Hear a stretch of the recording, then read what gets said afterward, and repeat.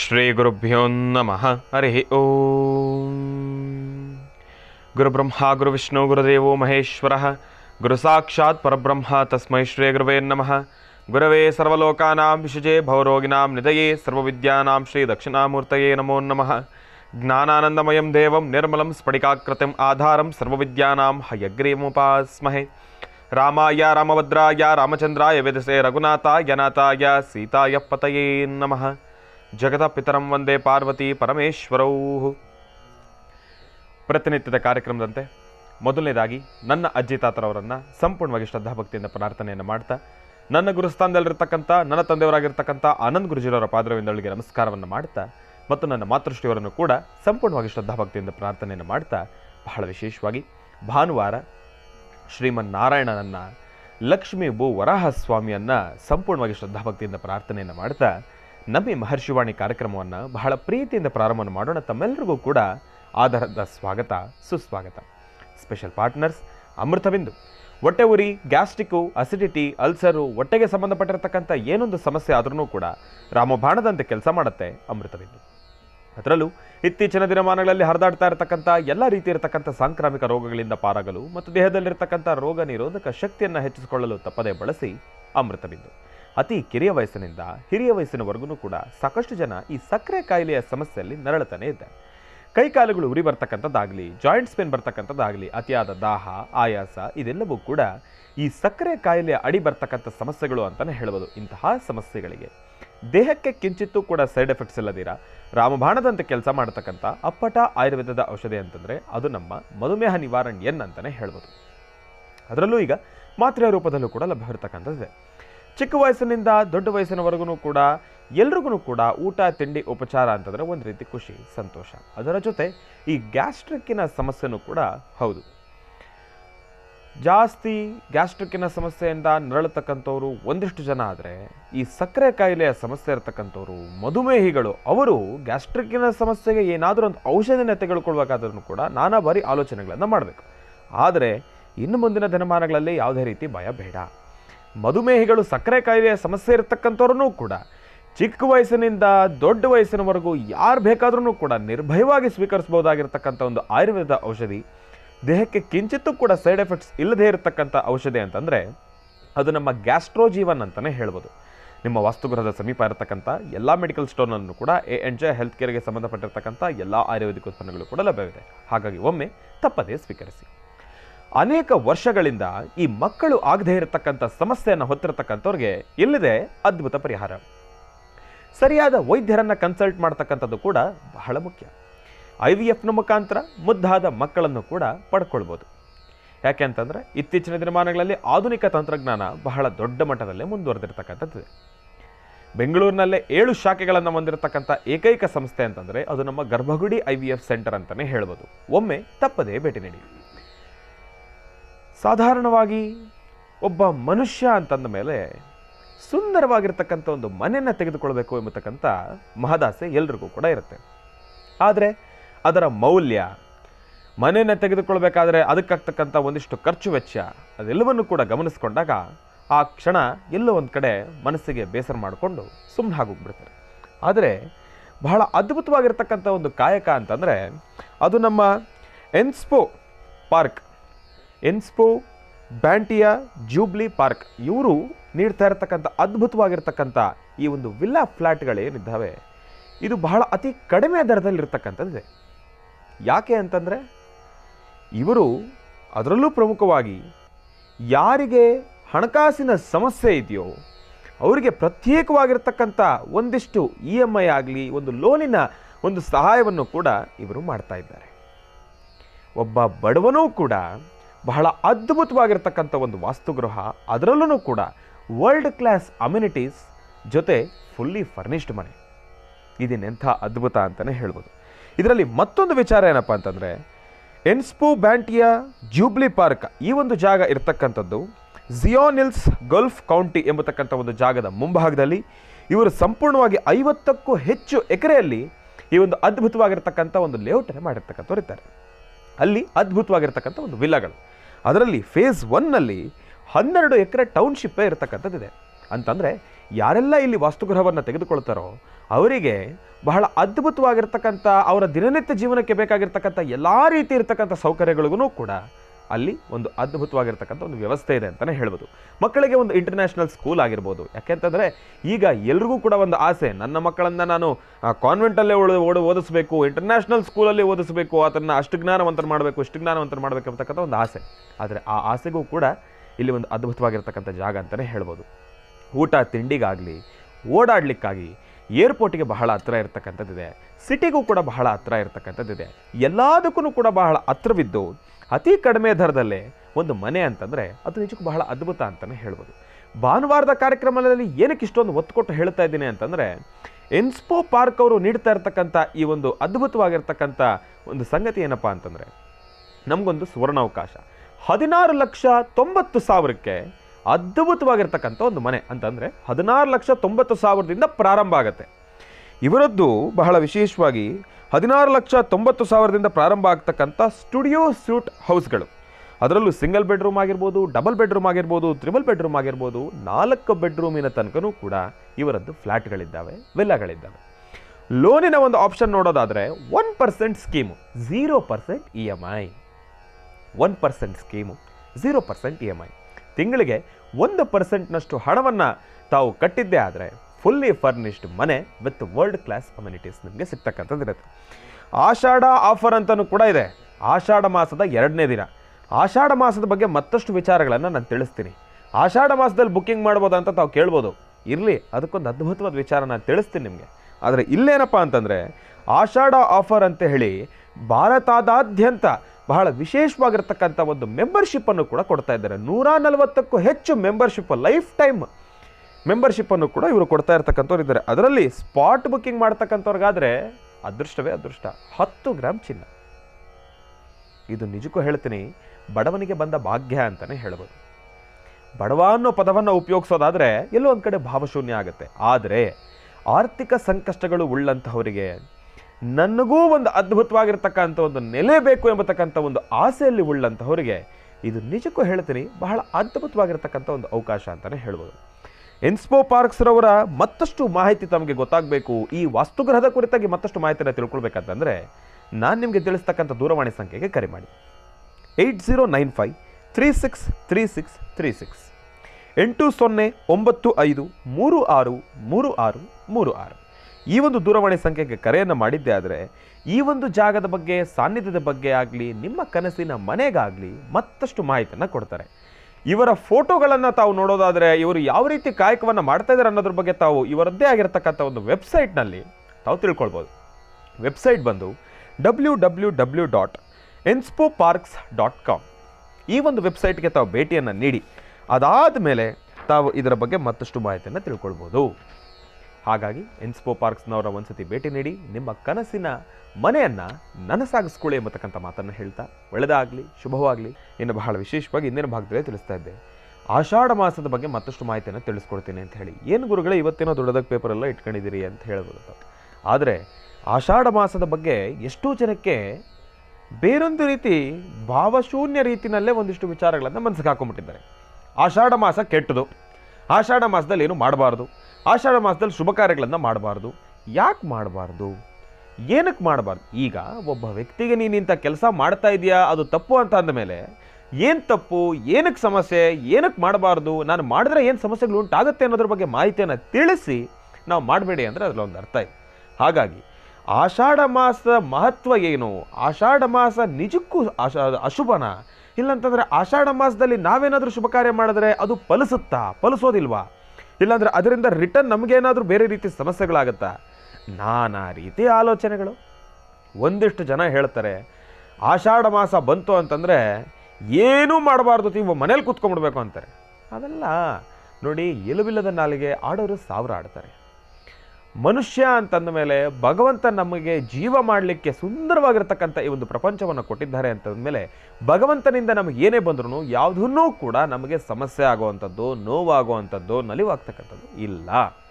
ಹಾಗಾಗಿ ಇರಲಿ, ಆಷಾಢ ಮಾಸದ ಬಗ್ಗೆ ನಿಮಗೆ ವಿಚಾರಗಳನ್ನು ತಿಳಿಸಬೇಕು. ತಿಳಿಸೋದಕ್ಕಿಂತ ಮುಂಚೆ ಮೊದಲನೇದಾಗಿ ತಾಯಿ ಶಾರದೆಯ ಆರಾಧನೆಯನ್ನು ಮಾಡೋಣ.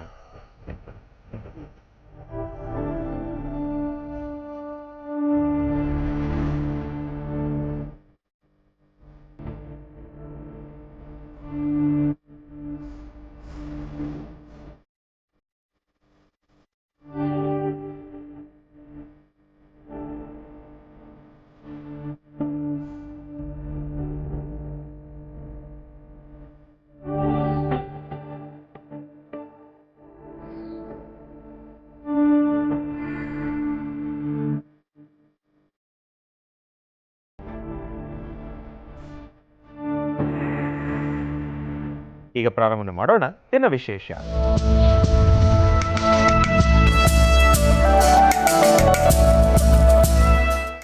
ಓಂ ನಮಃ ಸೂರ್ಯಾಯ ಚಂದ್ರಾಯ ಮಂಗಳಾಯ ಬುಧಾಯ ಚ ಗುರುಶುಕ್ರ ಶನಿಭ್ಯಶ್ಚ ರಾಹವೇ ಕೇತವೇ ನಮಃ. ಓಂ ನಮಃ ಶಿವಾಯ. ಓಂ ನಮಃ ಶಿವಾಯ. ಓಂ ನಮಃ ಶಿವಾಯ. ಶ್ರೀ ಕ್ರೋಧಿನಾಮ ಸಂವತ್ಸರೆ ಉತ್ತರಾಯಣೆ ದಕ್ಷಿಣಾಯನೆ ಗ್ರೀಷ್ಮ ಋತು ಆಷಾಢ ಮಾಸ ಶುಕ್ಲ ಪಕ್ಷ 7/7/2024 ಭಾನುವಾರ ಪುಷ್ಯ ನಕ್ಷತ್ರ. ಬಹಳ ವಿಶೇಷವಾಗಿ ಪುಷ್ಯ ನಕ್ಷತ್ರ ಬಂದಿರತಕ್ಕಂಥದ್ದಿದೆ. ಯಾರೆಲ್ಲ ಇವತ್ತಿನ ದಿವಸ ಪುಷ್ಯ ನಕ್ಷತ್ರದಲ್ಲಿ ಜನಿಸಿರ್ತಕ್ಕಂಥವ್ರು ತಮ್ಮೆಲ್ಲರಿಗೂ ಕೂಡ ಭಗವಂತನ ಸಂಪೂರ್ಣ ಕೃಪಾಶೀರ್ವಾದ ಇರಲಿ, ಲಕ್ಷ್ಮೀ ಭೂವರಹಸ್ವಾಮಿಯ ಅನುಗ್ರಹ ನಿಮಗಿರಲಿ. ವಸುಧೈವ ಕುಟುಂಬಕಂ ಜೀ ಕನ್ನಡದ ವತಿಯಿಂದ, ಮಹರ್ಷಿವಾಣಿ ಕಾರ್ಯಕ್ರಮದ ವತಿಯಿಂದ ಮತ್ತು ನಮ್ಮ ಪ್ರೀತಿಯ ಗುರುಗಳ ಆಶೀರ್ವಾದದೊಂದಿಗೆ ತಮ್ಮೆಲ್ಲರಿಗೂ ಕೂಡ ಹುಟ್ಟುಹಬ್ಬದ ಹಾರ್ದಿಕ ಶುಭಾಶಯಗಳು. ಒಂದಿಷ್ಟು ಜನ ತಲೆಯಲ್ಲಿಟ್ಕೊಂಡಿರ್ತೀರಿ, ಏನಪ್ಪ ಅಂತಂದರೆ ಆಷಾಢ ಮಾಸ ಬೇರೆ, ಆಷಾಢ ಮಾಸದಲ್ಲಿ ಜನಿಸಿದ್ವಲ್ಲ ಹಾಗಾಗಿ ಏನಾದರೂ ಸಮಸ್ಯೆ ಆಗಬಹುದಾ? ಯಾಕೆಂತಂದ್ರೆ ಆಷಾಢ ಮಾಸನೇ ಒಂದು ರೀತಿ ಅಶುಭ ಅಂತ ಹೇಳ್ತಾರಲ್ಲ, ಆಷಾಢ ಮಾಸದಲ್ಲಿ ಜನ್ಮ ತಾಳಿದಕ್ಕೆ ಏನಾದರೂ ಸಮಸ್ಯೆನಾ? ಅದು ಹೇಗಾಗೋಗಿದೆ ಅಂತಂದರೆ ನೋಡಿ, ನಾನು ಈ ಸ್ಥಾನದಲ್ಲಿ ಕೂತ್ಕೊಂಡು ಕೆಲವೊಂದಷ್ಟು ಪದಗಳನ್ನು ಉಪಯೋಗಿಸಬಾರ್ದು. ಏನಪ್ಪ ಅಂದರೆ ಸರ್ವ ಅನಿಷ್ಟಕ್ಕೂ ಶನಿಶ್ಚರನೇ ಕಾರಣ ಅನ್ನೋ ಹಾಗೆ ಆಷಾಢ ಮಾಸದಲ್ಲಿ ಒಂದು ಚೂರು ಹೆಚ್ಚು ಕಡಿಮೆ ಆಯ್ತು ಅಂದ್ರೆ ಅದಕ್ಕೆ ಆಷಾಢ ಮಾಸನೇ ಕಾರಣ. ನಡ್ಕೊಂಡು ಹೋಗ್ತಾ ಇರೋನು ಆತ ಎಲ್ಲೋ ಆಲೋಚನೆ ಮಾಡ್ಕೊಂಡು ಎಡುವುದು ಅಂತಂದರೆ ಆಷಾಢ ಮಾಸ ಅಲ್ವಾ ಅದಕ್ಕೆ ಎಡುವುದು? ಅದೆಲ್ಲ ಅಲ್ಲ. ನಿಜಕ್ಕೂ ಹೇಳ್ತೀನಿ, ಒಂದು ವಿಚಾರ ನಾನು ಮೊದಲು ಸ್ಪಷ್ಟೀಕರಿಸ್ತೀನಿ. ಏನಪ್ಪ ಅಂತಂದರೆ ಆಷಾಢ ಮಾಸ ಅಶುಭದಾಯಕ ಅಲ್ಲ, ಆಷಾಢ ಮಾಸ ಕೆಟ್ಟದ್ದಲ್ಲ. ಆಷಾಢ ಮಾಸ ಅಶುಭ, ಆಷಾಢ ಮಾಸ ಕೆಟ್ಟದ್ದು ಅಂತ ಏನಕ್ಕೆ ಬಂದಿದೆ ಅಂತಂದರೆ ಹಿರಿಯರು ಆಷಾಢ ಮಾಸದಲ್ಲಿ ಒಂದಿಷ್ಟು ವಿಚಾರಗಳನ್ನು ನಡೆಸ್ತಕ್ಕಂಥದ್ದಾಗಲಿ, ಒಂದಿಷ್ಟು ಕೆಲಸ ಕಾರ್ಯಗಳನ್ನು ನಿಲ್ಲಿಸ್ತಕ್ಕಂಥದ್ದಾಗಲಿ, ಅದನ್ನು ಹಾಗೇ ನಿಲ್ಲಿಸ್ಕೊಂಡು ಬಂದಿರೋದಕ್ಕೆ ಇತ್ತೀಚಿನ ದಿನಮಾನಗಳಲ್ಲಿ ಅದು ಯಾವ ರೀತಿ ಪ್ರತಿಬಿಂಬಿಸ್ತಾ ಇದೆ ಅಂತಂದರೆ ಆಷಾಢ ಮಾಸದಲ್ಲಿ ಇಂತೆಲ್ಲ ಕೆಲಸ ಮಾಡಿದ್ರೆ ಅದು ನಮ್ಗೆ ಅಶುಭದಾಯಕ ಅನ್ನೋ ರೀತಿ ಬಿಂಬಿಸ್ತಾ ಆಷಾಢ ಮಾಸನೇ ಅಶುಭದಾಯಕ ಅನ್ನೋ ರೀತಿ ಪರಿವರ್ತನೆ ಆಗೋಗಿದೆ. ಹಾಗಾಗಿ ಈಗ ನಾನು ತಮ್ಮೆಲ್ಲರಿಗೂ ಕೂಡ ಒಂದು ಮಾಹಿತಿಯನ್ನು ತಿಳಿಸ್ತೀನಿ. 4ನೇ ತಿಂಗಳು, ವರ್ಷದ ಪ್ರಾರಂಭದ 4ನೇ ತಿಂಗಳಿಗೆ ಆಷಾಢ ಮಾಸ ಪ್ರಾರಂಭ ಆಗುತ್ತೆ.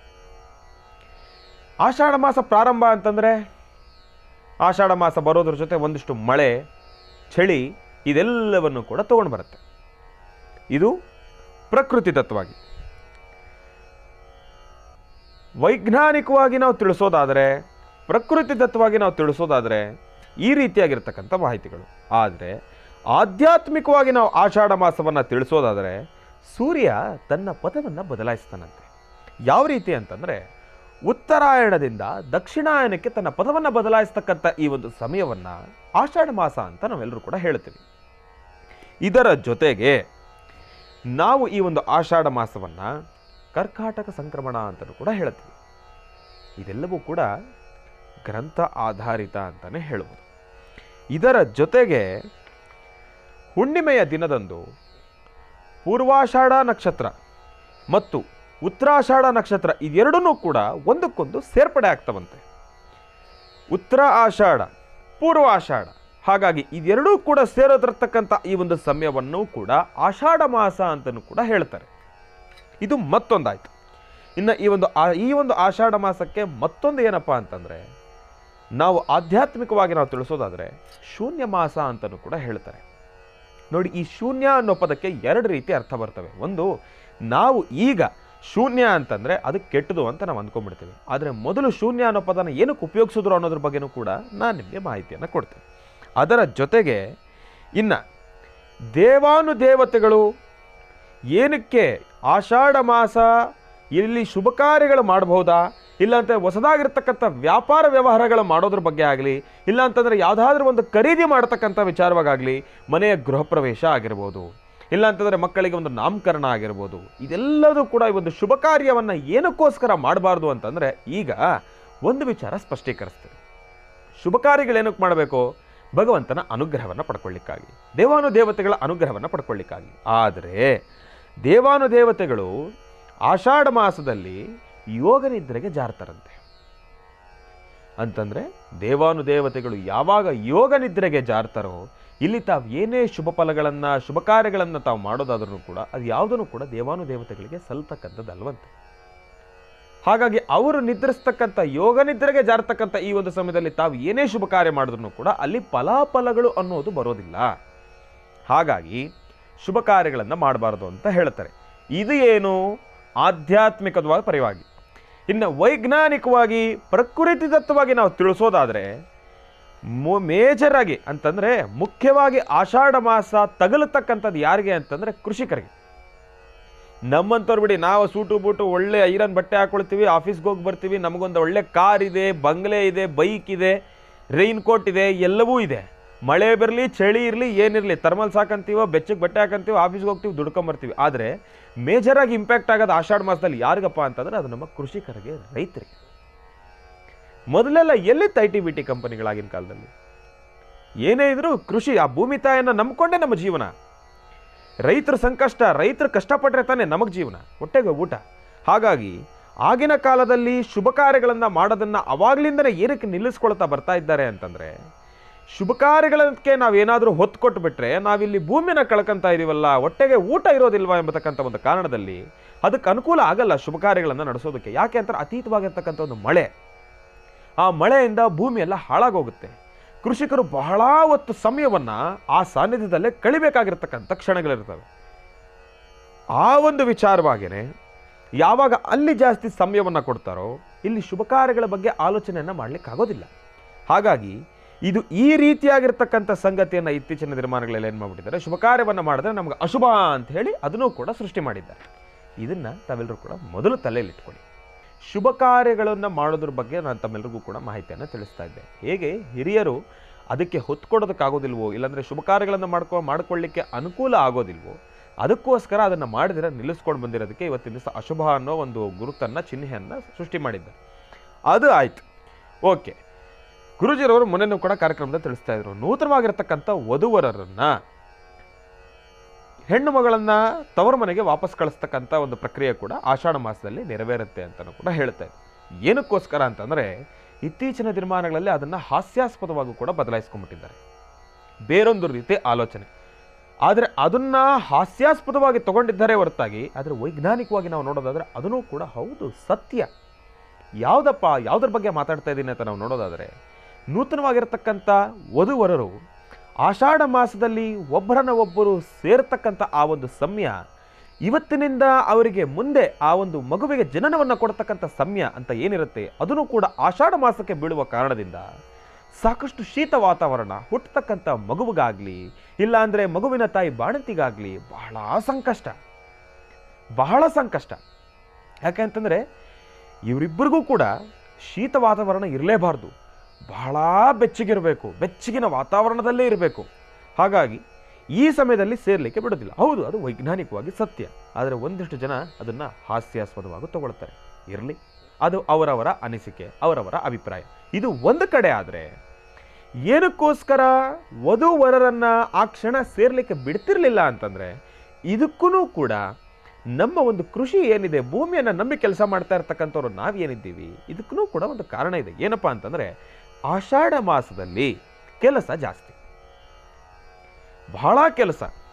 ಯಾಕೆ ಅಂತಂದರೆ ಈ ಕಡೆ ಭೂಮಿಯನ್ನು ಬಿಟ್ಟು ನಾವೇನಾದರೂ ಮದುವೆ ಆಗಿದ್ದೇವೆ ಅಂತ ಹೇಳಿ ಆ ಒಂದು ಹೊಸದರ ಗುಂಗಿನಲ್ಲಿ ನಾವು ಬಿದ್ದುಬಿಟ್ರೆ ಇಲ್ಲಿರ್ತಕ್ಕಂಥ ಎಲ್ಲ ಪರಿಸ್ಥಿತಿಗಳನ್ನು ಕೂಡ ನಮ್ಮ ಕೈಯಾರೆ ನಾವೇ ಹಾಳು ಮಾಡ್ಕೊಳ್ತಕ್ಕಂಥದ್ದಿರುತ್ತೆ. ಹಾಗಾಗಿ ಆ ಕ್ಷಣ ಏನು ಮಾಡ್ತಾರೆ, ಮದುವೆ ಆಗಿರ್ತಕ್ಕಂಥ ಒಂದು ಗಂಡು ಹೆಣ್ಣಿನ ಮಾಯ ಅಂತಂದರೆ ತನ್ನ ಹೆಂಡತಿಯ ಆ ಒಂದು ಪ್ರೀತಿಗೆ ಬಲೆ ಬಿದ್ದು ಇಲ್ಲಿ ಆತನ ಕೃಷಿ, ಆತನ ಭೂಮಿ, ಆತ ಬೆಳೆದಿರತಕ್ಕಂಥ ಒಂದು ಬೆಳೆ ಅದು ಯಾವುದನ್ನು ಕೂಡ ಹಾಳು ಮಾಡ್ಕೊಂಬಾರ್ದು ಅಂತ ಹೇಳಿ ತಾಯಿಯನ್ನು ಅಂತಂದರೆ ತನ್ನ ಹೆಂಡತಿಯನ್ನು ತನ್ನ ತವರು ಮನೆಗೆ ಕಳಿಸ್ಕೊಡ್ತಕ್ಕಂಥ ಒಂದು ಪ್ರಕ್ರಿಯೆ ಅದನ್ನೂ ಕೂಡ ಹೌದು. ಸರಿ ಗುರುಗಳೇ, ಆಯಿತು, ಒಪ್ಕೊಳ್ಳೋಣ. ಅತ್ತೆ ಸೊಸೆನೂ ಕೂಡ ಮಕಾಮುಖಿ ಆಗಬಾರ್ದು ಅಂತಾರಲ್ಲ, ಇದಕ್ಕೇನು ಕಾರಣ ಕೊಡ್ತೀನಿ ಅಂತ ತಾವು ಕೇಳ್ಬೋದು. ಕೆಲಸ ಅಂತ ಬಂದಾಗ, ಭೂಮಿ ಅಂತ ಬಂದಾಗ, ರೈತರು ಅಂತ ಬಂದಾಗ ಬರೀ ಗಂಡಸ್ ಮಾತ್ರ ರೈತನ? ಎಷ್ಟು ಜನ ಹೆಣ್ಣು ಮಕ್ಕಳು ತಾಯಂದ್ರು ಇವತ್ತಿನ ದಿವಸ ರೈತಾಪಿ ವರ್ಗದವರು ಕೆಲಸವನ್ನು ಮಾಡ್ತಾ ಇರ್ತಕ್ಕಂಥದ್ದನ್ನು ನಾವು ಗಮನಿಸಿಲ್ಲ. ಹೆಣ್ಣಾಗಲಿ, ಅತ್ತೆ ಆಗಲಿ, ಸೊಸೆ ಆಗಲಿ, ಅವರೂ ಕೂಡ ರೈತರೇ. ಕೆಲಸ ಜಾಸ್ತಿ. ಇಲ್ಲಿ ಮತ್ತೊಂದು ಸೂಕ್ಷ್ಮ ವಿಚಾರ ಏನಪ್ಪಾ ಅಂತಂದರೆ, ಸೊಸೆ ನೂತನವಾಗಿರ್ತಕ್ಕಂಥ ವಧುವರರು ಆಗ ತಾನೇ ತನ್ನ ತವರು ಮನೆಯನ್ನು ಬಿಟ್ಟು ಗಂಡನ ಮನೆಯನ್ನು ಸೇರಿರ್ತಾರೆ ತಾಯಿ ಮಗು. ಅವರಿಗೆ ಏಕಾಏಕಿ ಮನೆಗೆ ಬಂದಿದ ತಕ್ಷಣ ಮೊದಲೇ ಕೆಲಸ ಜಾಸ್ತಿ, ಅದರಲ್ಲಿ ಮಳೆ, ಆ ಒಂದು ಶೀತದ ವಾತಾವರಣ, ಏನೊಂದು ಕೆಲಸ ಏನೊಂದು ವಿಚಾರ ಆದ್ರೂ ಕೂಡ ಅದರಲ್ಲಿ ಕೆಲಸ ಜಾಸ್ತಿ ಇರುತ್ತೆ. ಅತ್ತೆಯಾಗಿ ಸೊಸೆಯ ಮೇಲೆ ಮತ್ತಷ್ಟು ಜವಾಬ್ದಾರಿಗಳನ್ನು ಏಕಾಏಕಿ ಒಮ್ಮೆಲೆ ಹಾಕುವಂಗೂ ಇಲ್ಲ. ಅವರಿಗೆ ಜಾಸ್ತಿ ಕೆಲಸವನ್ನೂ ಕೂಡ ನಾವು ಹೇಳಲಿಕ್ಕಾಗೋದಿಲ್ಲ. ಅದೆಲ್ಲವೂ ಕೂಡ ಸಣ್ಣ ಪುಟ್ಟ ಸೂಕ್ಷ್ಮ ವಿಚಾರಗಳನ್ನು ನಾವು ಅರ್ಥ ಮಾಡ್ಕೊಳ್ಬೇಕು. ಹಾಗಾಗಿ ಈ ಒಂದು ವಿಚಾರವಾಗ್ಲೂ ಕೂಡ ಆಷಾಢ ಮಾಸದಲ್ಲಿ ಅತ್ತೆ ಸೊಸೆ ಮುಖಾಮುಖಿ ಆಗಬಾರ್ದು ಅಂತ ಹೇಳ್ತಾರೆ. ಯಾಕೆ ಅಂದರೆ, ಎಷ್ಟೇ ಆದ್ರೂ ಕೂಡ ನೂತನವಾಗಿ ವಿವಾಹಗೊಂಡಿರ್ತಕ್ಕಂಥ ವಧುವಿಗೆ ಒಂದು ಆಸೆ ಇರುತ್ತೆ, ನನ್ನ ಗಂಡನ ಮನೆ ಪ್ರಾರಂಭದ ಹಂತದಲ್ಲಿ ನಾನು ಸುಖವಾಗಿ ಶಾಂತಿ ನೆಮ್ಮದಿಯಿಂದ ಇರಬೇಕು ಅನ್ನೋ ಒಂದು ಆಸೆ ಇರುತ್ತೆ. ಆಗ ಕೆಲಸದ ಒತ್ತಡ ಜಾಸ್ತಿಯಾಗಿ ಅತ್ತೆ ಏನೋ ಆ ಕ್ಷಣದ ಒತ್ತಡದಲ್ಲಿ ಒಂದು ಮಾತು ಎಕ್ಸ್ಟ್ರಾ ಹೇಳಿದ್ರು, ಅದನ್ನು ಮನಸ್ಸಿಗೆ ಹಾಕೊಂಡು ಅದನ್ನೇ ಚಿಕ್ಕದಿರೋದನ್ನು ದೊಡ್ಡದಾಗಿ ವಾಗ್ವಿವಾದಗಳಿಗೆ ಇವರು ಏನಾದರೂ ಬಿದ್ದು ಬಿಟ್ಟರೆ ಕಷ್ಟ ಅಂತ ಹೇಳಿ ಅತ್ತೆ ಸೊಸೆನೂ ಕೂಡ ಮುಖಾಮುಖಿ ಆಗಲಿಕ್ಕೆ ಬಿಡುವಂಥದ್ದಿರೋದಿಲ್ಲ. ಇಷ್ಟು ಬಿಟ್ಟರೆ ಇಲ್ಲಿ ಬೇರೆ ಇನ್ನೇನೋ ಒಳಗಡೆ ಆಂತರಿಕವಾಗಿ ಏನೋ ಸಮಸ್ಯೆ ಇದೆ ಅನ್ನೋದು ಅವೆಲ್ಲ ಏನೂ ಇಲ್ಲ. ಹಾಗಾಗಿ ಇನ್ನು ಆಷಾಢ ಮಾಸ ಅಶುಭ ಅಂತ ಹೇಳೋರಿಗೆ ಇಲ್ಲಿ ನಾನು ಒಂದಿಷ್ಟು ವಿಚಾರಗಳನ್ನು ಸ್ಪಷ್ಟೀಕರಿಸ್ತೇನೆ. ಯಾಕೆ ಅಂತಂದರೆ, ಆಷಾಢ ಮಾಸದಲ್ಲಿ ಎಂತೆಲ್ಲ ಅದ್ಭುತ ದಿನಗಳನ್ನು ನಾವು ಗಮನಿಸ್ಬೋದು ಅಂತ ನಾವು ಹೇಳೋದಾದರೆ, ಆಷಾಢ ಮಾಸದ ಒಂದಿಷ್ಟು ದಿನಗಳು ಎಷ್ಟು ಪರಮ ಪವಿತ್ರವಾಗಿರ್ತಕ್ಕಂಥದ್ದು ಅಂತ ನಾನು ತಿಳಿಸ್ತೇನೆ. ಆಷಾಢ ಮಾಸ ಕೆಟ್ಟದು ಅಂತ ಹೇಳ್ತಾ ಇದ್ದಾರಲ್ಲ, ಅವರಿಗೆ ನಾನು ತಿಳಿಸ್ತಾ ಇದ್ದೇನೆ. ಪೂರಿ ಜಗನ್ನಾಥ ಕ್ಷೇತ್ರ ಮೊನ್ನೆ ನಮ್ಮ ಭಾನುವಾರದ ಕಾರ್ಯಕ್ರಮದಲ್ಲಾಗಲಿ ಶನಿವಾರದ ಕಾರ್ಯಕ್ರಮದಲ್ಲಾಗಲಿ ನಾವೆಲ್ಲ ದರ್ಶನ ಮಾಡಿದ್ವಿ. ಭಗವಂತನ ರಥ ಗುರುಜಿಯವರು ಬಹಳ ತಿಳಿಸ್ತಾ ಇದ್ರು. ಪುರಿ ಜಗನ್ನಾಥನ ರಥೋತ್ಸವವು ಕೂಡ ಈ ಆಷಾಢ ಮಾಸದಲ್ಲೇ ನೆರವೇರ್ತಕ್ಕಂಥದ್ದು. ಇದು ಒಂದು ಕಡೆ. ಪಂಡರಾಪುರದ ಪಾದಯಾತ್ರೆನೂ ಕೂಡ ಈ ಆಷಾಢ ಮಾಸದಲ್ಲೇ ನೆರವೇರ್ತಕ್ಕಂಥದ್ದು. ಪಂಡರಾಪುರದ ಪಾಂಡುರಂಗ ಭಗವಂತನ ಪಾದಯಾತ್ರೆ ಆಷಾಢ ಮಾಸದಲ್ಲೇ ನೆರವೇರ್ತಕ್ಕಂಥದ್ದು. ಇದು ಒಂದು ಕಡೆ ಆದರೆ, ತ್ರಿಮೂರ್ತಿ ಸ್ವರೂಪ ನಮ್ಮೆಲ್ಲರ ಗುರು, ನಾವು ಜೀವನದಲ್ಲಿ ಹಾಕ್ತಕ್ಕಂಥ ಪ್ರತಿಯೊಂದು ಹೆಜ್ಜೆಲ್ಲೂ ಕೂಡ ಒಂದು ಯಶಸ್ಸನ್ನು ಸಿದ್ಧಿಪಡಿಸ್ಕೊಳ್ಬೇಕು, ಒಂದು ಒಳ್ಳೆ ಅದ್ಭುತವಾಗಿರ್ತಕ್ಕಂಥ ಒಂದು ಮಾರ್ಗದರ್ಶನವನ್ನು ಕೊಡ್ತಕ್ಕಂಥ ಒಂದು ಗುರು ಪೌರ್ಣಿಮೆನೂ ಕೂಡ ಆಷಾಢ ಮಾಸದಲ್ಲೇ ಬಂದಿರತಕ್ಕಂಥದ್ದಿದೆ. ಇದು ಅಪವಿತ್ರನಾ? ನೀವೇ ಹೇಳಿ. ಇನ್ನು ಶಿವ ತನ್ನ ಸತಿಗೆ, ತನ್ನ ಪತ್ನಿಯಾಗಿರ್ತಕ್ಕಂಥ ಸತೀದೇವಿಗೆ ಅಮರತ್ವದ ಬಗ್ಗೆ ಮಾಹಿತಿಯನ್ನು ಕೊಟ್ಟಿರತಕ್ಕಂಥ ದಿನವೂ ಕೂಡ ಆಷಾಢ ಮಾಸದಲ್ಲೇ ಬಂದಿರತಕ್ಕಂಥದ್ದಿದೆ. ಅಮರತ್ವದ ಬಗ್ಗೆ ಮಾಹಿತಿಯನ್ನು ಕೊಡೋದು ಅಂತಂದರೆ, ಅಮರನಾಥನ ಒಂದು ವಿಶೇಷವಾಗಿರ್ತಕ್ಕಂಥ ವಿಚಾರ ಅಂತಂದರೆ ಅದು ಸಾಮಾನ್ಯನ, ಅದು ಪರಮ ಪವಿತ್ರ ಅಂತಲೇ ಹೇಳ್ಬೋದು. ಅಂತಹ ಪವಿತ್ರವಾಗಿರತಕ್ಕಂಥ ಕ್ಷಣವೂ ಕೂಡ ಆಷಾಢ ಮಾಸದಲ್ಲೇ ನಾವು ನೋಡ್ಬೋದು. ಮತ್ತು ಅಮರನಾಥನ ದರ್ಶನವೂ ಕೂಡ ಪ್ರಾರಂಭ ಆಗ್ತಕ್ಕಂಥದ್ದು ಆಷಾಢ ಮಾಸದಲ್ಲಿ. ಹಿಮದಲ್ಲಿ ನಿರ್ಮಿತವಾಗಿರತಕ್ಕಂಥ ಲಿಂಗ, ಅದನ್ನು ಮನುಷ್ಯ ಅಲ್ಲ, ಪ್ರಕೃತಿದತ್ತವಾಗಿ ಭಗವಂತ ಅಲ್ಲಿ ನಿಜಕ್ಕೂ ನೆಲೆಸಿದ್ದಾನೆ ಅನ್ನೋದಕ್ಕೆ ಒಂದು ಅದ್ಭುತ ಕುರುಹು ಏನಪ್ಪ, ಹಿಮದ ಲಿಂಗ, ಅಮರನಾಥ ಕ್ಷೇತ್ರ. ಅಮರನಾಥ ಬಗ್ಗೆನೂ ಕೂಡ ತಾವೆಲ್ಲರೂ ಕೂಡ ಮಹರ್ಷಿವಾಣಿ ಕಾರ್ಯಕ್ರಮದಲ್ಲಿ ಭಗವಂತನ ದರ್ಶನವನ್ನು ಮಾಡಿದ್ದೀರಲ್ಲ, ಗುರುಜಿಯವರು ಮಾಡಿಸಿದ್ದಾರೆ. ಅಮರನಾಥ ಕ್ಷೇತ್ರದ ದರ್ಶನವನ್ನು ಕೂಡ ನೀವೆಲ್ಲರೂ ಸಹಿತ ಮಾಡಿದ್ದೇವೆ. ನಮ್ಮ ಜನ್ಮ ಪಾವನ ಅಂತಲೇ ಹೇಳ್ಬೋದು. ಅಮರನಾಥನ ದರ್ಶನವೂ ಕೂಡ ಇದೇ ಸಮಯದಲ್ಲಿ ನೆರವೇರ್ತಕ್ಕಂಥದ್ದಿರುತ್ತೆ. ಇನ್ನು ಬಹಳ ವಿಶೇಷವಾಗಿ ಮತ್ತೊಂದು ವಿಚಾರ ಏನಪ್ಪ ಅಂತಂದರೆ, ಇಲ್ಲಿ ಮಹಾ ಏಕಾದಶಿನೂ ಕೂಡ ಬರುತ್ತೆ. ಮಹಾ ಏಕಾದಶಿ ಬರ್ತಕ್ಕಂಥದ್ದು, ಮಹಾ ಏಕಾದಶಿಯ ಒಂದು ಚಿಕ್ಕ ಹಿನ್ನೆಲೆ ಏನಪ್ಪ ಅಂತಂದರೆ, ಶ್ರೀ ವಿಷ್ಣು ಪರಮಾತ್ಮನು ಕೂಡ ಈ ಕ್ಷಣ ಯೋಗ ನಿದ್ರೆಗೆ ಜಾರ್ತಾನೆ. ಎಲ್ಲಪ್ಪ, ಕ್ಷೀರ ಸಮುದ್ರದಲ್ಲಿ ಆದಿಶೇಷನ ಮೇಲೆ ಭಗವಂತ ಯೋಗ ನಿದ್ರೆಗೆ ಜಾರ್ತಕ್ಕಂಥ ಈ ಒಂದು ಸಮಯವನ್ನೇ ಬಹಳ ವಿಶೇಷವಾಗಿ ಆಷಾಢ ಮಾಸ ಅಂತ ಹೇಳ್ತಾರೆ. ಆಷಾಢ ಮಾಸ ಮುಗಿದಾದ ನಂತರ ಇದು 4 ಮಾಸಗಳು, ಚಾತುರ್ಮಾಸ ಅಂತ ನಾವೇನು ಕರಿತೀವಿ, 4 ಮಾಸಗಳಲ್ಲ ಕ್ಷವೇಲಿ, ಚಾತುರ್ಮಾಸ ಅಂತ ನಾವೇನು ಕರಿತೀವಿ. ಈ ಚಾತುರ್ಮಾಸ ಏನಿದೆ, ಈ ಪ್ರಾರಂಭದಲ್ಲಿ ಭಗವಂತ ಯೋಗ ನಿದ್ರೆಗೆ ಜಾರಿ ಈ ಚಾತುರ್ಮಾಸದ ಕಡೆ ಹಂತದಲ್ಲಿ ಭಗವಂತ ಮತ್ತೆ ಕಣ್ ತೆಗಿತಾನಂತೆ, ಯೋಗ ನಿದ್ರೆಯಿಂದ ಎದ್ದೇಳ್ತಾನಂತೆ. ಹಾಗಾಗಿ ಆ ಯೋಗ ನಿದ್ರೆಗೆ ಜಾರತಕ್ಕಂಥ ಈ ಒಂದು ಸನ್ನಿವೇಶವನ್ನು ಆಷಾಢ ಮಾಸ ಅಂತಲೂ ಕೂಡ ಹೇಳ್ತಾರೆ. ಏನಕ್ಕೋಸ್ಕರ ಮನೆಯಲ್ಲಿ ಶುಭ ಕಾರ್ಯಗಳು ಮಾಡಬಾರ್ದು ಅನ್ನೋದಕ್ಕೆ ಇದು ಒಂದು ಅದ್ಭುತ ನಿದರ್ಶನ. ಏನಪ್ಪ ಅಂತಂದರೆ, ಭಗವಂತನನ್ನು ಹೋಲಿಸ್ಕೊಳ್ಳಿಕ್ಕೆ, ಭಗವಂತನ ಕೃಪಾಶೀರ್ವಾದವನ್ನು ಪಡ್ಕೊಳ್ಳಿಕ್ಕೆ ನಾವು ಶುಭ ಕಾರ್ಯವನ್ನು ಮಾಡ್ತೀವಿ. ಆದರೆ ಭಗವಂತ ಯೋಗ ನಿದ್ರೆಯಲ್ಲಿದ್ದಾಗ ನಾವು ಏನು ಮಾಡಿದ್ರೆ ಏನು ಬಂತು? ಅದಕ್ಕೋಸ್ಕರ ಈ ಸಮಯದಲ್ಲಿ ಶುಭ ಕಾರ್ಯಗಳಿಗೆ ಅಷ್ಟಾಗಿ ಸೂಕ್ತ ಅಲ್ಲ ಅಷ್ಟೆ. ಇನ್ನು ಇದು ಒಂದಾದರೆ, ನಿಮ್ಮೆಲ್ಲರ ಪ್ರೀತಿಯ ಸಾನ್ನಿಧ್ಯ ತಾಯಿ ಚಾಮುಂಡೇಶ್ವರಿ ಮಹಾತಾಯಿಯ ಜನ್ಮೋತ್ಸವವು ಕೂಡ ಆಷಾಢ ಮಾಸದಲ್ಲೇ ಇರ್ತಕ್ಕಂಥದ್ದು. ಅದೂ ಆಯಿತು. ಮತ್ತು ಎಷ್ಟೋ ಜನ ಹೆಣ್ಣು ಮಕ್ಕಳು ತನ್ನ ಪತಿಯ ಆರೋಗ್ಯಕ್ಕಾಗಿ, ತನ್ನ ಪತಿಯ ಆಯುಷ್ಯು ಜಾಸ್ತಿ ಆಗಬೇಕು ಅಂತ ಹೇಳಿ ಮಾಡತಕ್ಕಂಥ ಅದ್ಭುತವಾಗಿರ್ತಕ್ಕಂಥ ಒಂದು ವ್ರತಾನುಷ್ಠಾನ ಭೀಮನ ಅಮಾವಾಸ್ಯೆ. ಗಂಡನ ಪಾದವನ್ನು ತೊಳೆದು ಪೂಜೆಯನ್ನು ಮಾಡಿ ಆ ಪಾದವನ್ನು ಸ್ಪರ್ಶಿಸ್ತಕ್ಕಂಥ ಅದ್ಭುತವಾಗಿರ್ತಕ್ಕಂಥ ಪರಮ ಪಾವನವಾಗಿರ್ತಕ್ಕಂಥ ಸಮಯವೂ ಕೂಡ ಆಷಾಢ ಮಾಸದಲ್ಲೇ ಬಂದಿದೆ, ಭೀಮನ ಅಮಾವಾಸ್ಯೆ. ಇಂತಹ ಪವಿತ್ರ ಹಬ್ಬಗಳನ್ನು, ಹರಿದಿನಗಳನ್ನು ಹೊಂದಿರತಕ್ಕಂಥ ಈ ಒಂದು ಆಷಾಢ ಮಾಸ ಕೆಟ್ಟದು ಅನ್ನೋರಿಗೆ ಇಲ್ಲಿದೆ ನೋಡಿ ನಿದರ್ಶನ. ಹಾಗಾಗಿ ಯಾರೂ ತಲೆ ಕೆಡಿಸ್ಕೊಳ್ಬೇಡಿ, ಆಷಾಢ ಮಾಸ ಕೆಟ್ಟದಲ್ಲ. ಆದರೆ ಆಷಾಢ ಮಾಸದಲ್ಲಿ ಶುಭ ಕಾರ್ಯಗಳನ್ನು ಮಾಡೋದು ವ್ಯರ್ಥ ಅಷ್ಟೇ, ಇನ್ನೇನೂ ಇಲ್ಲ. ಇದೊಂದನ್ನು ಗಮನದಲ್ಲಿ ಇಟ್ಕೊಂಡ್ಬಿಟ್ರೆ ಸಾಕು. ಆಷಾಢ ಮಾಸದ ಬಗ್ಗೆ ಸಣ್ಣ ಪುಟ್ಟ ಮಾಹಿತಿಯನ್ನು ತಮ್ಮೆಲ್ಲರಿಗೂ ಕೂಡ ತಿಳಿಸ್ಕೊಟ್ಟಿದ್ದೇನೆ. ಹಾಗಾಗಿ ವಿಚಾರಗಳನ್ನು ಮನಸ್ಸಿನಲ್ಲಿ ಇಟ್ಕೊಳ್ಳಿ. ಇನ್ನು ಬಹಳ ವಿಶೇಷವಾಗಿ ಇಂದಿನ ಭಾಗದಲ್ಲಿ ಆಷಾಢ ಮಾಸದ ಬಗ್ಗೆ ಮತ್ತಷ್ಟು ಮಾಹಿತಿಯನ್ನು ತಿಳಿಸ್ತಾ ಇದೆ. ಕೆಟ್ಟದು ಅನ್ನೋರಿಗೆ, ಅಶುಭ ಮಾಸ ಅನ್ನೋರಿಗೆ ನೋಡಿ, ಇಂತಹ ಮಾಸದಲ್ಲಿ ಇಂತಹ ಅದ್ಭುತವಾಗಿರತಕ್ಕಂಥ ಕ್ಷಣಗಳನ್ನು ಕಳೀತಾ ಇದ್ದೇವೆ ಅಂತಂದರೆ ಇದು ಎಲ್ಲಿಯ ಅಶುಭ, ಎಲ್ಲಿಯ ಅಪವಿತ್ರ. ಹಾಗಾಗಿ ಈ ಆಷಾಢ ಮಾಸ ಅಂಥೇಳಿ ಯಾರೆಲ್ಲ ಮೂಗು ಮುರಿತಿರೋ ಅವ್ರಿಗೆ ನಾನು ಈ ವಿಚಾರವನ್ನು ತಿಳಿಸ್ತಾ ಇದ್ದೇನೆ. ಇನ್ನು ಈ ವಿಚಾರ ಅಂತೂ ನೋಡಿ ಸತ್ಯ ಹೌದು. ನೂತನವಾಗಿರ್ತಕ್ಕಂಥ ವಧುವರರು ಆ ಕ್ಷಣ ಮನಸ್ಸಿಗೆ ನೋವು ಮಾಡ್ಕೊಳ್ಬೋದು. ಏನಪ್ಪ ಮದುವೆ ಅದು ಹೊಸದು, ಈ ಟೈಮಲ್ಲೇ ಇವ್ರು ಹಿಂಗೆ ಮಾಡಬೇಕಾ ಅಂತ ಒಂದಿಷ್ಟು ಜನ ಮೂಗು ಮುರಿಯತ್ತವ್ರು ಇರ್ತಾರೆ, ಇರಲಿ. ಆದರೆ ತಾವು ಒಂದಿಷ್ಟು ಸೂಕ್ಷ್ಮತೆಗಳನ್ನು ಅರ್ಥಕೊಂಡು ಮುಂದುವರೆದಿದ್ದೆ ಆದರೆ ಮುಂದಿನ ದಿನಮಾನಗಳಲ್ಲಿರ್ತಕ್ಕಂಥ ನಿಮ್ಮೆಲ್ಲರ ಜೀವನ ಬಹಳ ಅದ್ಭುತ ಅಂತಲೇ ಹೇಳ್ಬೋದು. ಇನ್ನು ಹೊಸದೊಂದು ವ್ಯವಹಾರವನ್ನು ಮಾಡಬೇಕಾದ್ರೆ ಏನಕ್ಕೆ ಈ ಸಮಯದಲ್ಲಿ ಮಾಡಬಾರ್ದು ಅನ್ನೋದಕ್ಕೂ ಕೂಡ ನಾನು ಮಾಹಿತಿಯನ್ನು ಕೊಟ್ಟೆ. ಈಗ ನಾವು ಏನೇ ಒಂದು ಕೆಲಸ ಸ್ಟಾರ್ಟ್ ಮಾಡಿದ್ರೂ ಕೂಡ ಭಗವಂತನ ಒಂದು ಕೃಪಾಶೀರ್ವಾದ ಇರಲಿ ಅಂತ ಹೇಳಿ. ಆದರೆ ಭಗವಂತ ಯೋಗ ನಿದ್ರೆಗೆ ಜಾರಿರತಕ್ಕಂಥ ಈ ಒಂದು ಸಮಯದಲ್ಲಿ ಶುಭ ಕಾರ್ಯಗಳಾಗಲಿ, ಏನಾದರೂ ಒಂದು ಹೊಸದಾಗಿರತಕ್ಕಂಥ ಒಂದು ವ್ಯವಹಾರವನ್ನು ಮಾಡತಕ್ಕಂಥದ್ದಾಗಲಿ ಅದನ್ನು ಮಾಡಬಾರ್ದು ಅಂತ ಹೇಳ್ತಾರೆ. ಭಗವಂತನ ಅನುಗ್ರಹ ಎಲ್ರಿಗೂ, ದೇವಾನುದೇವತೆಗಳ ಅನುಗ್ರಹ ನಮ್ಮೆಲ್ಲರಿಗೂ ಕೂಡ ಬೇಕಲ್ವಾ, ಅದಕ್ಕೋಸ್ಕರ. ಇನ್ನು ಒಂದಷ್ಟು ಜನ ಅವಿದ್ಯಾವಂತರು ಅಂತಲೇ ಹೇಳ್ತೀನಿ.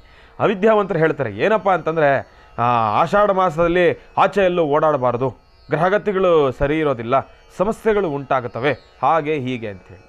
ಅದೆಲ್ಲ ಸುಳ್ಳು.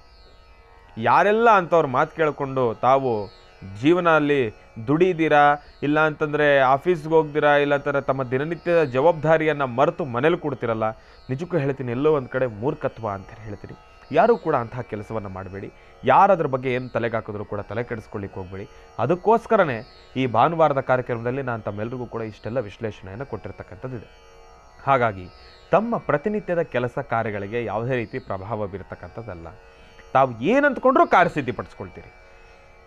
ಆಷಾಢ ಮಾಸದಲ್ಲಿ ಹೋಮ ಹವನಗಳನ್ನು ಮಾಡ್ತಾರೆ ಎಷ್ಟೋ ಜನ ನೋಡಿ. ಶುಭ ಕಾರ್ಯಗಳು ಅಂತಂದರೆ ಮನೆಯ ಗೃಹ ಪ್ರವೇಶ, ತಮ್ಮ ಸ್ವಾರ್ಥಕ್ಕೆ ತಾವು ಮಾಡ್ತಕ್ಕಂಥದ್ದು ಏನೇ ಇದ್ರೂ ಕೂಡ ಅದು ಅಷ್ಟಾಗೆ ಫಲಿಸ್ತಕ್ಕಂಥದ್ದಲ್ಲ. ಆದರೆ ಲೋಕ ಕಲ್ಯಾಣಾರ್ಥವಾಗಿರ್ತಕ್ಕಂಥ ಒಂದು ಅನುಷ್ಠಾನವನ್ನಾಗಲಿ, ಸಂಕಲ್ಪವನ್ನು ತಾವು ಮಾಡಿದರೆ ಅದು ಶೀಘ್ರವಾಗಿ ಮೆಚ್ಚಿಸ್ತಕ್ಕಂಥದ್ದಂತೆ. ಆಷಾಢ ಮಾಸದಲ್ಲಿ ಮಾಡತಕ್ಕಂಥ ಹೋಮ ಹವನ ಕಾರ್ಯಕ್ರಮಗಳು ಇದೆಲ್ಲವೂ ಕೂಡ ಬಹಳ ಅದ್ಭುತವಾಗಿ ಕಾರ್ಯಸಿದ್ಧಿ ಆಗ್ತಕ್ಕಂಥದ್ದಂತೆ. ಹಾಗಾಗಿ ತಾವೆಲ್ಲರೂ ಕೂಡ ಭಗವಂತನನ್ನು ಪ್ರಾರ್ಥನೆಯನ್ನು ಮಾಡಿ ತಮ್ಮ ಪ್ರತಿನಿತ್ಯದ ಕಾಯಕ ಏನಿದೆ, ಜವಾಬ್ದಾರಿ ಏನಿದೆ ಅದರ ಬಗ್ಗೆ ಗಮನವಹಿಸಿ. ಯಾರೋ ಏನೋ ಹೇಳಿದ್ರು ಅಂತ ಹೇಳಿ ತಲೆಗೆ ಹಾಕೊಳ್ತಕ್ಕಂಥದ್ದು ಬೇಡ. ನೀವು ಏನು ಮಾಡಬೇಕು ಅಂದ್ಕೊಂಡಿದ್ದೀರೋ ಅದನ್ನು ಭಗವಂತನ ಮೇಲೆ ಭಾರ ಹಾಕಿ ಮುಂದುವರಿತಕ್ಕಂಥದ್ದು ಬಹಳ ಉತ್ತಮ. ಆದರೆ ಒಂದು ವಿಚಾರ ಏನಪ್ಪ ಅಂತಂದರೆ, ಇದಂತೂ ನಾನು ಸ್ಪಷ್ಟೀಕರಿಸ್ತೀನಿ, ನಾನು ಇಷ್ಟೆಲ್ಲ ಹೇಳಿದೆ ಅಂತೇಳಿ ತಾವು ಅದನ್ನು ಅತಿರೇಕಕ್ಕೆ ತೆಗೆದುಕೊಂಡು ಹೋಗ್ತಕ್ಕಂಥದ್ದು ಬೇಡ. ಎಷ್ಟೆಲ್ಲ ಸೂಕ್ಷ್ಮತೆಗಳನ್ನು ತಾವು ಗಮನಿಸ್ಕೊಳ್ಬೇಕೋ ಅದನ್ನು ತಾವೆಲ್ಲರೂ ಕೂಡ ಗಮನಿಸ್ಕೊಳ್ಬೇಕು. ಇನ್ನು ಈ ಒಂದು ವಾಹನವನ್ನು ಡ್ರೈವಿಂಗ್ ಮಾಡಬೇಕಾದ್ರೆ ಎಕ್ಸ್ಪೆಷಲಿ ನಾನು ಟೂ ವೀಲರ್ ಅವ್ರಿಗೆ ಹೇಳ್ತೀನಿ. ಏನಪ್ಪ ಅಂತಂದರೆ, ಟೂ ವೀಲರು ಅಂತಂದರೆ ವಯಸ್ಸಾಗಿರತಕ್ಕಂಥವ್ರ ಕತೆ ಬಿಟ್ಬಿಡಿ, ಯುವಕರು ತಮಗಂತೂ ಹೇಳ್ತೀನಿ, ನಿಜಕ್ಕೂ ಹೇಳ್ತೀನಿ, ಆಷಾಢ ಮಾಸದಲ್ಲಿ ತಮ್ಮ ಒಂದು ವಾಹನದ ವಿಚಾರವಾಗಿ ನಾವು ನೋಡೋದಾದರೆ ಇದಕ್ಕೆ ಆಧ್ಯಾತ್ಮಿಕವಾಗೂ ಕೂಡ ಹೌದು, ವೈಜ್ಞಾನಿಕವಾಗೂ ಕೂಡ ಹೌದು. ತಾವು ಬಹಳ ಜೋಪಾನ. ತಾವು ಬೇರೊಂದು ಸಮಯದಲ್ಲಿ ಆಡೋ ರೀತಿ ಈ ಸಮಯದಲ್ಲಿ ಆಡ್ತಕ್ಕಂಥದ್ದಲ್ಲ, ಯಾವಾಗಲೂ ಆಡಬಾರ್ದು. ಯಾಕೆ ಅಂತಂದರೆ ಮಾನವ ನಿರ್ಮಿತ ವಸ್ತು ಯಾವ ಕ್ಷಣ ಏನಾಗುತ್ತೆ ಅನ್ನೋದ್ರ ಬಗ್ಗೆ ಯಾರಿಗೂ ಮಾಹಿತಿ ಗೊತ್ತಿಲ್ಲ. ಮಾನವ ನಿರ್ಮಿತ ವಸ್ತುಗಳು ಯಾವ ಕ್ಷಣ ಏನಾಗುತ್ತೆ ಅನ್ನೋದು ಯಾರಿಗೂ ಕೂಡ ಮಾಹಿತಿ ಗೊತ್ತೇ ಇರೋದಿಲ್ಲ. ಎಲ್ಲವೂ ಕೂಡ ಅನಿರೀಕ್ಷಿತ. ನೋಡಿ, ದೇವರು ಕೊಟ್ಟರೆ ಕೊನೆ ತನಕ, ಮಾನವ ಕೊಟ್ಟರೆ ಮನೆ ತನಕ. ಈ ಮಾನವ ಕೊಡೋದೆಲ್ಲ ಏನಪ್ಪ ಅಂತಂದರೆ ಆ ಕ್ಷಣ ಕಾಲ್ಪನಿಕ ಅಷ್ಟೇ. ಈಗ ನೋಡಿ, ನೀವು ಕೋಟ್ಯಾಂತರ ರೂಪಾಯಿ ಕೊಟ್ಟು ಒಂದು ಕಾರ್ ತೊಗೊಳ್ತೀರಿ, ಇಲ್ಲ ಅಂತ ಹೇಳೋದಿಲ್ಲ. ಇವತ್ತಿನ ಎಷ್ಟೋ ವೆಚ್ಚದ ಒಂದು ಕೋಟಿಗಳನ್ನು ಖರ್ಚು ಮಾಡಿ ತಾವು ಬಹಳ ಅದ್ಭುತವಾಗಿರ್ತಕ್ಕಂಥ ರಾಜ್ಯಾರೋಷವಾಗಿ ಓಡಾಡತಕ್ಕಂಥ ಒಂದು ಒಳ್ಳೆ ಕಾರನ್ನೇ ತೆಗೆದುಕೊಳ್ತೀರಿ. ತೆಗೆದುಕೊಳ್ಬೇಕಾದ್ರೆ ಬ್ರೇಕ್ ಎಲ್ಲವೂ ಕೂಡ ಸರಿನೇ, ಹೌದು, ಇಲ್ಲ ಅಂತಲ್ಲ. ಎಷ್ಟೇ ಆದರೂ ಮಾನವ ನಿರ್ಮಿತ ವಸ್ತು. ಎಲ್ಲೋ ಒಂದು 100-150 ಸ್ಪೀಡಲ್ಲಿ ಹೋಗ್ತಾ ಇರ್ತೀರಿ, ಸಡನ್ನಾಗಿ ಏನಾಗುತ್ತೆ ಅಂತ ಗೊತ್ತಿಲ್ಲ, ಬ್ರೇಕ್ ಫೇಲ್ ಆಗುತ್ತೆ, ಏನು ಮಾಡ್ತೀರಿ? ಟಚ್ ಏನೂ ಆಗಲ್ಲ. ಆದರೆ ಏನೇ ಆದ್ರೂ ಕೂಡ ನೋಡಿ, ಈಗ ಮಳೆಯ ವಾತಾವರಣ, ಎಲ್ಲ ಕಡೆ ಮೋಡ ಮುಸುಕಿದ ವಾತಾವರಣ, ಚಳಿ ಜಾಸ್ತಿ ಇರುತ್ತೆ. ಕೆಲವೊಂದು ಸತಿ ನಾನು ಎಷ್ಟೋ ಸತಿ ಗಮನಿಸಿದ್ದೇನೆ, ನೀರಿನಲ್ಲಿ ಏನಾದರೂ ಗಾಡಿಗಳು ಓಡಾಡಬೇಕಾದ್ರೆ ಸಡನ್ ಆಗಿ ಬ್ರೇಕ್ ಹಿಡಿಲಿಕ್ಕಾಗೋದಿಲ್ಲ. ಜಾಸ್ತಿ ಚಳಿಯ ವಾತಾವರಣ ಇದೆ ಅಂತಂದರೆ ಬ್ರೇಕ್ಸ್ ಕರೆಕ್ಟಾಗಿ ಅಪ್ಲೈ ಆಗಲ್ಲ, ಅದು ಇಂಪ್ಯಾಕ್ಟ್ ಆಗೋದಿಲ್ಲ. ಅದರಲ್ಲೂ ಈ ಡಿಸ್ಕ್ ಬ್ರೇಕ್ಸ್ ಇರೋರಿಗೆ ಮಾತ್ರ ಸ್ವಲ್ಪ ಜೋಪಾನನೇ ಅಂತಲೇ ಹೇಳ್ಬೋದು. ಹಾಗಾಗಿ ನೋಡಿ, ಇಂಥೆಲ್ಲ ಸಣ್ಣ ಪುಟ್ಟ ಸಮಸ್ಯೆಗಳು ವೈಜ್ಞಾನಿಕ ಅಂತಂದರೆ ಪ್ರಕೃತಿದತ್ತವಾಗೂ ಇರತಕ್ಕಂಥದ್ದಿದೆ, ವೈಜ್ಞಾನಿಕವಾಗೂ ಒಂದಿಷ್ಟು ವಿಚಾರಗಳನ್ನು ನಾವು ಅನುಸರಿಸ್ಕೊಂಡು ಹೋಗಬೇಕಾಗತ್ತೆ. ಹಾಗಾಗಿ ವಾಹನವನ್ನು ಚಲಾಯಿಸಬೇಕಾದ್ರೆ ಮಳೆ ಬಂದಿರತಕ್ಕಂಥ ಸಮಯದಲ್ಲಿ ಸ್ವಲ್ಪ ಜೋಪಾನ. ಈ ಸಮಯದಲ್ಲಿ ದೂರವಾರ ಪ್ರಯಾಣವನ್ನು ಮಾಡತಕ್ಕಂಥದ್ದು ಬೇಡ. ಜಾಸ್ತಿ ಈ ಮರಗಿಡಗಳು ಇರತಕ್ಕಂಥ ಸನ್ನಿಧ್ಯದಲ್ಲಿ ತಾವು ನಿಲ್ಲಿಸ್ತಕ್ಕಂಥದ್ದಾಗಲಿ, ಅಲ್ಲಿ ಪರಿಕ್ರಮಿಸ್ತಕ್ಕಂಥದ್ದಾಗಲಿ ಸ್ವಲ್ಪ ಜೋಪಾನ. ಯಾಕೆ ಅಂತಂದರೆ ಮಳೆಗಾಲ ಬಂತು ಅಂತಂದರೆ ನ್ಯೂಸ್ ಆನ್ ಮಾಡಿದ್ರೆ ಬರೀ ಇದೇ ವಿಚಾರಗಳು. ಏನಪ್ಪ, ಅಲ್ಲಿ ಯಾವುದೋ ಮರ ಯಾವುದೋ ಗಾಡಿ ಮೇಲೆ ಬಿದ್ದೋಯ್ತು, 2 ವೀಲರ್ ಮೇಲೆ ಬಿದ್ದೋಯ್ತು, ಅಷ್ಟು ಜನ ಸಾವನ್ನಪ್ಪಿದ್ದಾರೆ, ಇಷ್ಟು ಜನಕ್ಕೆ ಗಂಭೀರ, ಬರೀ ಇದೆ. ಹಾಗಾಗಿ ಇಂಥ ಸಮಯಗಳಲ್ಲಿ ತಾವು ಸ್ವಲ್ಪ ಜೋಪಾನವಾಗಿ ಕ್ರಮ ವಹಿಸಿ ಮುಂದುವರಿತಕ್ಕಂಥದ್ದು ಬಹಳ ಉತ್ತಮ. ಆದಷ್ಟು ಈ ಸಮಯದಲ್ಲಿ ಬಿಸಿನೀರಿನ ಸೇವನೆ ಅತ್ಯವಶ್ಯಕ. ಮಕ್ಕಳ ಅಂತೂ ಕೂಡ ಆದಷ್ಟು ಸ್ವಲ್ಪ ಸ್ವೆಟರ್ ಹಾಕೊಂಡು ಓಡಾಡ್ತಕ್ಕಂಥದ್ದು ಬಹಳ ಉತ್ತಮ. ಇತ್ತೀಚಿನ ದಿನಮಾನಗಳಲ್ಲಿ ಪೋಷಕರು ನಾನು ಗಮನಿಸ್ತಾ ಇದ್ದೇನೆ, ಏನಪ್ಪ ಅಂತಂದರೆ ಮಕ್ಕಳಿಗೆ ಚಳಿ ಇದ್ರೂ ಕೂಡ ಅದ್ರ ಪಾಡಗೋರಾಗ ಆಟ ಆಡೋಕ್ಕೆ ಬಿಟ್ಬಿಡ್ತೀರಿ. ಅದಕ್ಕೊಂದು ಬೆಚ್ಚಗಿರಲಿಕ್ಕೆ ಬೇಕಾಗಿರ್ತಕ್ಕಂಥ ಸಾಮಗ್ರಿಗಳೊಂದು ಸ್ವೆಟರ್ ಆಗಿರ್ಬೋದು, ಸಾಕ್ಸ್ ಆಗಿರ್ಬೋದು, ತಲೆಗೆ ಟೋಪಿ ಹಾಕಿರ್ಬೋದು, ಅವು ಕಿತ್ತು ಬಿಸಾಕುತ್ತೆ ಅಂತಂದರೆ ತಾವು ಸುಮ್ಮನೆ ಬಿಡ್ತೀರಿ, ಅಯ್ಯೋ ಕಿತ್ತಾಕೊಳ್ಳೋದು ಬಿಡಪ್ಪ, ಅದಕ್ಕೆ ಎಷ್ಟತೆ ಆಗ್ತೆ ಅಂತೇಳಿ. ಇಲ್ಲಿ ನಿಮ್ಮ ತಾಳ್ಮೆ ಬಹಳ ಮುಖ್ಯ. ಮಕ್ಕಳು ಅವು ಗೊತ್ತಾಗೋದಿಲ್ಲ, ಆದರೆ ನಾವು ಸ್ವಲ್ಪ ಸಮಾಧಾನವಾಗಿ ಅನುಸರಿಸ್ಕೊಂಡು ಮಕ್ಕಳನ್ನು ಎಷ್ಟೆಲ್ಲ ಜೋಪಾನ ಮಾಡಬೇಕೋ ಮಾಡಲೇಬೇಕು. ಹಾಗಾಗಿ ಶೀತ ಬಾಧೆಯಿಂದ ನರಳತಕ್ಕಂಥ ಸಮಸ್ಯೆಗಳನ್ನು ಎದುರಿಸ್ತಕ್ಕಂಥದ್ದು ಇರುತ್ತೆ. ಅದು ಬರೀ ಮಕ್ಕಳಿಗಲ್ಲ, ಯಾರಿಗಾದರೂ ಕೂಡ ಅಷ್ಟೇ. ನಾವು ಗಟ್ಟಿಗಿದ್ರೆ ತಾನೇ ಜೀವನವನ್ನು ನಡೆಸಲಿಕ್ಕೆ ಅವಕಾಶ. ಒಬ್ಬ ಮನುಷ್ಯನಿಗೆ ಏನಾದರೂ ಚೂರು ಹುಷಾರ್ ತಪ್ಪು ಏನಾದರೂ ಮೂಲೆಗೆ ಸೇರಿಬಿಟ್ರು ಅಂತಂದರೆ ಬಹಳ ಕಷ್ಟ. ಈಗ ಮನೆಯಲ್ಲಿ ದುಡಿತಾ ಇರತಕ್ಕಂಥ ಒಬ್ಬ ಹಿರಿಯ ಗಂಡಸು, ಆತನಿಗೇನಾದರೂ ಚೂರು ಹೆಚ್ಚು ಕಡಿಮೆ ಆಗಿ ಆತ ಏನಾದರೂ ಮಂಚ ಹಿಡಿದು ಬಿಟ್ಟರೆ ಏನು ಮಾಡಬೇಕು? ಮನೆಯಲ್ಲಿರ್ತಕ್ಕಂಥ ವ್ಯವಸ್ಥೆಗಳೇನು? ಬಿಡಪ್ಪ, ಏನೋ ಬ್ಯಾಂಕಲ್ಲಿ ಒಂಚೂರು ಸೇವಿಂಗ್ಸ್ ಇದೆ, ಕೋಟ್ಯಾಂತರ ರೂಪಾಯಿ ಸುಟ್ಟರು ಸುಳ್ಳಾಡ್ದಷ್ಟು ದುಡ್ಡಿರೋರಿಗೆ ನಡ್ಕೊಂಡು ಹೋಗುತ್ತೆ ಬಿಡಪ್ಪ ಅನ್ಬೋದು. ಅವತ್ತಿನ ದಿನದ ಕೂಲಿಯನ್ನು ನಂಬಿ ಬದುಕ್ತಾ ಇರತಕ್ಕಂಥವ್ರ ಪರಿಸ್ಥಿತಿ ಏನು? ಅದಕ್ಕೋಸ್ಕರ ಮುಂದಾಳತ್ವವನ್ನು ವಹಿಸ್ಕೊಳ್ಬೇಕು. ಏನೆಲ್ಲ ವಿಚಾರಗಳಲ್ಲಿ ನಾವು ಸಮಸ್ಯೆಗಳನ್ನು ಅನುಭವಿಸ್ಬೇಕು ಅಂತಿರ್ತೀವೋ ಅದನ್ನು ನಾವು ಮೊದಲು ಗಮನಕ್ಕೆ ಹಾಕೊಬೇಕು. ಹಾಗಾಗಿ ಬಡಬಗ್ಗರಿಗೆ, ಅವತ್ತಿನ ದಿನದ ಕೂಲಿಯನ್ನು ನಂಬಿ ಬದುಕ್ತಾ ಇರತಕ್ಕಂಥವ್ರಿಗೆ ತಮ್ಮೆಲ್ಲರಲ್ಲೂ ಒಂದು ಕಳಕಳೆಯ ಪ್ರಾರ್ಥನೆ, ಮಕ್ಕಳನ್ನು ಚೆನ್ನಾಗಿ ನೋಡ್ಕೊಳ್ಳಿ. ಯಾಕೆ ಅಂತಂದರೆ ಈ ಸಮಯದಲ್ಲಿ ಹುಷಾರು ತಪ್ಪತಕ್ಕಂಥದ್ದು ಸಹಜ. ತಾವು ದುಡಿದಿರ್ತಕ್ಕಂಥ ದುಡ್ಡನ್ನೆಲ್ಲ ಎತ್ಕೊಂಡೋಗಿ ಹಾಸ್ಪಿಟಲ್ನಲ್ಲಿ ಇಡ್ತಕ್ಕಂಥದ್ದಲ್ಲ. ಹಾಗಾಗಿ ಮಕ್ಕಳು ಆ ಕ್ಷಣ ಬೇಜಾರು ಮಾಡಿಕೊಂಡ್ರೂ ಪರವಾಗಿಲ್ಲ, ದಂಡಿಸಿ ಬುದ್ಧಿ ಹೇಳಿ, ಇಲ್ಲ ನೀನು ಇಷ್ಟೆಲ್ಲ ಕ್ರಮಗಳನ್ನು ಅನುಸರಿಸಬೇಕು ಅಂತ ಹೇಳಿ ಅವ್ರನ್ನೂ ಅನುಸರಿಸಿ ನೀವು ಅನುಸರಿಸ್ಕೊಂಡು ಮುಂದುವರಿತಕ್ಕಂಥದ್ದು ಬಹಳ ಉತ್ತಮ. ಜೋಪಾನ, ಎಚ್ಚರ ಇರಲಿ. ಇನ್ನು ಈಗ ರಾಶಿ ಫಲಗಳನ್ನು ಪ್ರಾರಂಭ ಮಾಡತಕ್ಕಂಥ ಸಮಯ. ರಾಶಿಗಳಲ್ಲಿ ಮೊದಲನೇ ರಾಶಿ ಮೇಷರಾಶಿ. ಮೇಷರಾಶಿ ಮೇಷಲಗ್ನ. ಮೇಷಲಗ್ನದಲ್ಲಿರ್ತಕ್ಕಂಥವ್ರಿಗೆ ಮಾತನಾಡ್ತಕ್ಕಂಥ ಮನಸ್ಸಿರಿ ಯಾವ ಉತ್ತರವನ್ನು ಕೊಡುತ್ತೆ ಎಂಬತಕ್ಕಂಥದ್ದನ್ನು ನಾನು ನಿಮಗೆ ತಿಳಿಸ್ಕೊಡ್ತೇನೆ.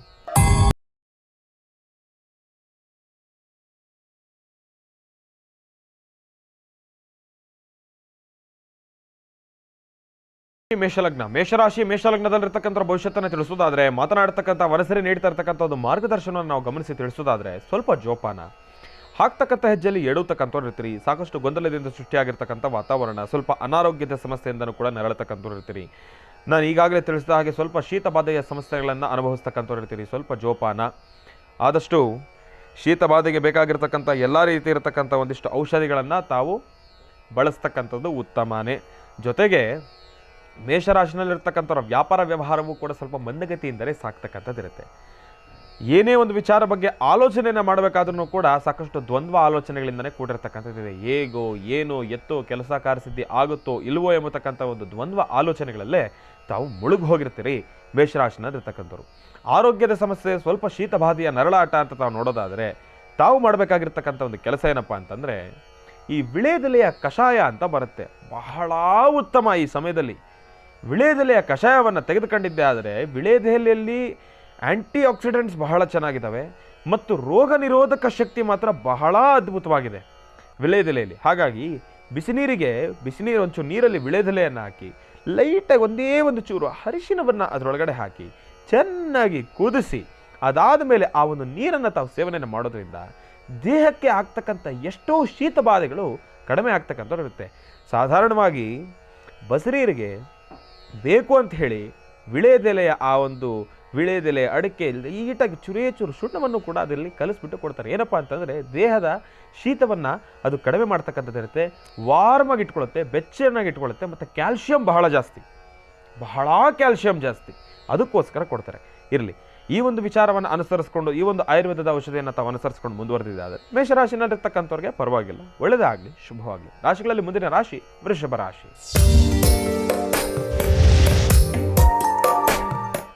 ವೃಷಭ ರಾಶಿ ವೃಷಭ ಲಗ್ನ. ವೃಷಭ ಲಗ್ನದಲ್ಲಿರ್ತಕ್ಕಂಥವ್ರಿಗೆ ಮಾತನಾಡ್ತಕ್ಕಂಥ ಮನಸ್ಸರಿ ಯಾವ ಉತ್ತರವನ್ನು ಕೊಡುತ್ತೆ ಅಂತಕ್ಕಂಥದ್ದನ್ನು ನಾನು ನಿಮಗೆ ತಿಳಿಸ್ಕೊಡ್ತೀನಿ.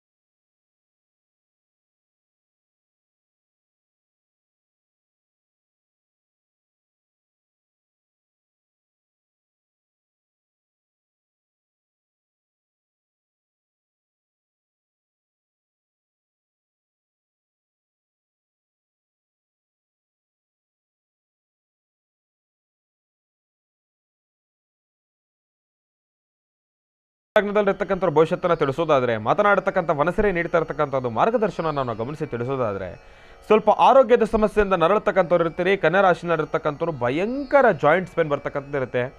ಜಾಯಿಂಟ್ಸ್ ಅಂತಂದರೆ ಒಂದು ಮಂಡಿ ಆಗಿರ್ಬೋದು, ತಮ್ಮ ಎಲುಬು ಆಗಿರ್ಬೋದು, ಈ ಒಂದು ಭಾಗ ಆಗಿರ್ಬೋದು, ಇಲ್ಲಾಂತಂದರೆ ಈ ತಮ್ಮ ಭುಜ ಭಾಗ ಆಗಿರ್ಬೋದು, ಇಲ್ಲಾಂತಂದರೆ ಕತ್ತು ನೋವು ಬರ್ತಕ್ಕಂಥದ್ದಾಗಲಿ, ಬಹಳ ಸೊಂಟ ನೋವು ಬರ್ತಕ್ಕಂಥದ್ದಾಗಲಿ, ಇದೆಲ್ಲವೂ ಕೂಡ ಅನುಭವಿಸ್ತೀವಿ. ಅದರಲ್ಲೂ ಕೂಡ ನೋಡಿ, ಈ ಒಂದು ಸತಿ ಮಾನವನ ದೇಹಕ್ಕೆ ಬೇರೊಂದು ರೀತಿ ಏನಾದರೂ ಅದು ಸೇರ್ಪಡೆ ಆಗ್ತಕ್ಕಂಥದ್ದಾಗಲಿ, ಯಾರೋ ಯಾಕೆ ಬೇಕಪ್ಪ, ನನ್ನ ಉದಾಹರಣೆನೇ ತಗೊಳ್ಳಿ. ಆ ಕ್ಷಣ ನನ್ನ ಗ್ರಹಗತಿಗಳು ಕೆಟ್ಟಿದ್ದಕ್ಕೆ ನೋಡಿ, ಇವತ್ತಿನ ದಿವಸ ಸಣ್ಣ ಪುಟ್ಟ ವಿಚಾರಗಳು, ಆ ಕ್ಷಣ ಈಗ ದೇಹದಲ್ಲಿ ಏನೋ ಒಂದು, ಈಗ ಹೊಸದಾಗಿ ಒಂದಷ್ಟು ಜನಕ್ಕೆ ಈ ಒಂದು ರಾಡ್ ಇರತಕ್ಕಂಥದ್ದಾಗಲಿ, ಸಣ್ಣ ಪುಟ್ಟ ಪ್ಲೇಟ್ ಹಾಕಿರ್ತಕ್ಕಂಥದ್ದಾಗಲಿ, ಅಂಥದ್ರವ್ರಿಗೆ ಮಾತ್ರ ಬಹಳ ನೋವು ಬರ್ತಕ್ಕಂಥದ್ದು ಇರುತ್ತೆ. ಅವ್ರಿಗೇನಪ್ಪ ಅಂತಂದರೆ, ಒಂದು ಸತಿ ಇಂಥ ಸಮಸ್ಯೆಗಳು ಎದುರಾಗ್ಬಿಟ್ರೆ ಜೀವನ ಪೂರ್ತಿ ಏಸು ರೂಮಲ್ಲಂತೂ ಮಲ್ಕೊಳ್ಳಿಕ್ಕಾಗೋದಿಲ್ಲ. ಯಾಕೆ ಅಂತಂದರೆ ಜಾಸ್ತಿ ತಣುವು ತಡ್ಕೊಳ್ಳಿಕ್ಕಾಗೋದಿಲ್ಲ. ಒಂದು ಸತಿ ಈ ಜಾಗಕ್ಕೆ ತಣುವು ಬಡ್ದು ಬಿಡ್ತು ಅಂತಂದರೆ ಜುಮ ಜುಮ ಜುಮ ಜುಮ ಎಂಬತಕ್ಕಂಥ ಒಂದು ರೀತಿಯ ಒಂದು ನೋವು, ಅದನ್ನು ತಡ್ಕೊಳ್ಳಿಕ್ಕಾಗಲ್ಲ ಬಿಡಿ, ಅದು ನರ್ಕನೇ. ನಾನು ಅನುಭವಿಸ್ತೀನಿ, ಇಲ್ಲ ಅಂತಲ್ಲ. ಅದಕ್ಕೋಸ್ಕರ ನಾನು ಇರೋದ್ರಲ್ಲಿ ಸ್ವಲ್ಪ ಬೆಚ್ಚಗಿರ್ತಕ್ಕಂಥ ವಾತಾವರಣನೇ ಸಾಕಷ್ಟು ಅನುಸರಿಸೋದು ಜಾಸ್ತಿ. ಹಾಗಾಗಿ ಇಂತಹ ಜಾಯಿಂಟ್ಸ್ ಬೇರೆ ಬರ್ತಕ್ಕಂಥವ್ರಿಗೆ, ಇಂತಹ ಸಮಸ್ಯೆಗಳಲ್ಲಿ ನೋವು ಇರತಕ್ಕಂಥವ್ರಿಗೆ ಅರಳೆ ಎಣ್ಣೆನ ಸ್ವಲ್ಪ ಲೈಟಾಗಿ ಬಿಸಿ ಮಾಡಿಕೊಂಡು, ಅಂತಂದರೆ ಜಾಸ್ತಿ ಬೇಡ, ಸ್ವಲ್ಪ ಉಗುರು ಬೆಚ್ಚಗೆ ಮಾಡಿಕೊಂಡು ಚೂರು ಹಚ್ಚಿ ಅದ್ರ ಮೇಲೆ ಒಂದು ವಿಳೆದೆಲೆಯನ್ನು ಹೀಗೆ ಇಡ್ತಕ್ಕಂಥದ್ದು. ಯಾವುದಾದ್ರೂ ಒಂದು ವಸ್ತ್ರ, ಮನೆಯಲ್ಲಿ ಹಳೆ ಪಂಚೆ ಇದ್ದೇ ಇರುತ್ತೆ. ಗುರುಗಳು ಮೊನ್ನೆ ತಾನೇ ಹೇಳ್ತಾ ಇದ್ರು, ನಿಮ್ಮ ಮನೆಯಲ್ಲಿ ಅಂದರೆ ನಮ್ಮ ಮನೆಯಲ್ಲಿ ನಮಗೆಲ್ಲ ಏನಪ್ಪ ಅಂತಂದರೆ ನಮ್ಮ ತಾತನ ಪಂಚೆನೇ ಚಿಕ್ಕದಾಗಿ ಕೋಪಿನ ಮಾಡಿ ಕಟ್ಬಿಡೋರಂತೆ. ಹಾಗಾಗಿ ಅದಕ್ಕೋಸ್ಕರ ಪಂಚೆ ಇದ್ದೇ ಇರುತ್ತೆ. ಆ ಪಂಚೆಯನ್ನು ತೊಗೊಂಡು ನಿಧಾನಕ್ಕೆ, ಜಾಸ್ತಿ ಪ್ರೆಷರ್ ಹಾಕೋದೇನು ಬೇಡ, ಕೈಗೆ ಮತ್ತು ಎಲ್ಲಿ ಜಾಯಿಂಟ್ಸ್ ಪೇನ್ ಬರ್ತದೆ ಆ ಜಾಗಕ್ಕೆ ಹರಳೆಣ್ಣೆ ಹಚ್ಚಿ ವಿಳೆದೆಲೆಯನ್ನು ಅದ್ರ ಮೇಲಿಟ್ಟು ನೀಟಾಗಿ ಕಟ್ಬಿಟ್ರೆ ವಿಳೆದೆಲೆಯಲ್ಲಿರ್ತಕ್ಕಂಥ ಒಂದು ಹೀಟ್ ಆಗಲಿ, ಹರಳೆ ಎಣ್ಣೆ ನೋವನ್ನೆಲ್ಲ ಕಿತ್ತಾಕತ್ತೆ. ಹಾಗಾಗಿ ಈ ಒಂದು ಅನುಷ್ಠಾನವನ್ನು ತಾವು ಅನುಸರಿಸ್ಕೊಂಡಿದ್ದೆ ಆದರೆ, ಅಂದರೆ ಆಯುರ್ವೇದದ ಔಷಧಿಯನ್ನು ಅನುಸರಿಸಿದ್ದೆ ಆದರೆ ಸಾಕಷ್ಟು ಹೆಚ್ಚಿನ ಫಲಾಫಲಗಳನ್ನು ಖಂಡಿತ ಸಿದ್ಧಪಡಿಸ್ಕೊಳ್ತೀರಿ. ಈ ಒಂದು ಜಾಯಿಂಟ್ಸ್ ಪೇನ್ ಏನು ಬರುತ್ತೆ ಅದರಿಂದ ಆದಷ್ಟು ಬೇಗ ದೂರ ಬರ್ತೀರಿ. ಒಳ್ಳೆಯದಾಗಲಿ, ಶುಭವಾಗಲಿ. ರಾಶಿಗಳಲ್ಲಿ ಮುಂದಿನ ರಾಶಿ ತುಲಾ ರಾಶಿ. ತುಲಾ ರಾಶಿ, ತುಲಾ ಲಗ್ನ. ತುಲಾ ರಾಶಿ, ತುಲಾ ಲಗ್ನದಲ್ಲಿರ್ತಕ್ಕಂಥವ್ರಿಗೆ ಮಾತನಾಡತಕ್ಕಂಥ ಮನಸ್ಸರಿ ಯಾವ ಉತ್ತರವನ್ನು ಕೊಡುತ್ತೆ ಎಂಬತಕ್ಕಂಥದ್ದನ್ನು ನಾನು ನಿಮಗೆ ತಿಳಿಸ್ಕೊಡ್ತೀನಿ.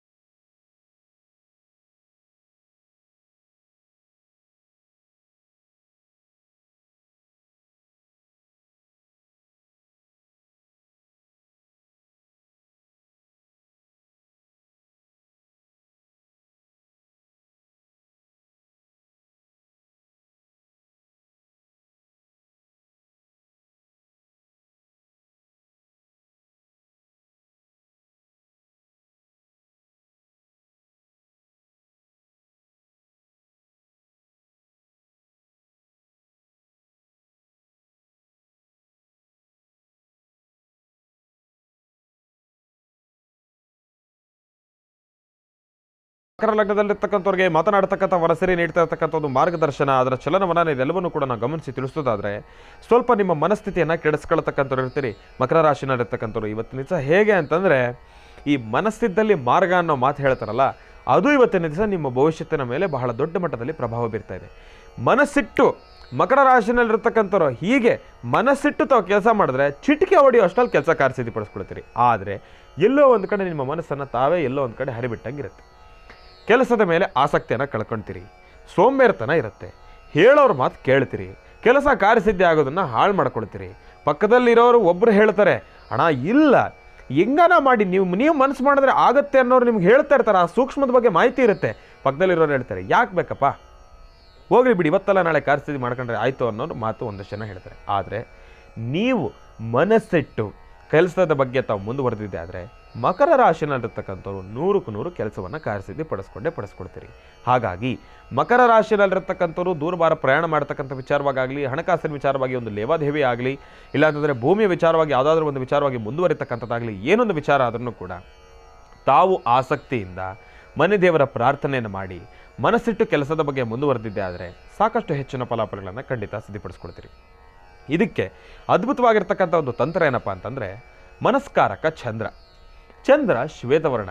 ಚಂದ್ರ ಇರ್ತಕ್ಕಂಥ ಜಾಗ ಎಲ್ಲಿ? ಶಿವನ ಜಟೆಯಲ್ಲಿ. ಚಂದ್ರಶೇಖರನ ಆರಾಧನೆಯನ್ನು ಮಾಡಿದ್ರೆ ಇದರಲ್ಲಿ ಒಂದಿಷ್ಟು ಮನಸ್ಥಿತಿ ನೆಮ್ಮದಿ ಆಗುತ್ತೆ, ಮನಸ್ಸಿನ ಸ್ಥಿಮಿತವನ್ನು ಇಟ್ಕೊಳ್ತೀವಿ. ಹಾಗಾಗಿ ಸುಗಂಧರಾಜ ಪುಷ್ಪ ಮತ್ತು ಒಂದು ಚೂರು ಲವಣ, ಇದೆರಡನ್ನೂ ಕೂಡ ಪರಮೇಶ್ವರನ ಸಾನ್ನಿಧ್ಯಕ್ಕೆ ಕೊಟ್ಟು ಪ್ರಾರ್ಥನೆಯನ್ನು ಮಾಡಿ ಬಂದಿದ್ದೆ ಆದರೆ ಸಾಕಷ್ಟು ಹೆಚ್ಚಿನ ಫಲಾಫಲಗಳನ್ನು ಮಕರ ರಾಶಿನಲ್ಲಿರ್ತಕ್ಕಂಥವ್ರು ಖಂಡಿತ ಸಿದ್ಧಪಡಿಸ್ಕೊಳ್ತೀರಿ. ಒಳ್ಳೆಯದಾಗಲಿ, ಶುಭವಾಗಲಿ. ರಾಶಿಗಳಲ್ಲಿ ಮುಂದಿನ ರಾಶಿ ಕುಂಭರಾಶಿ.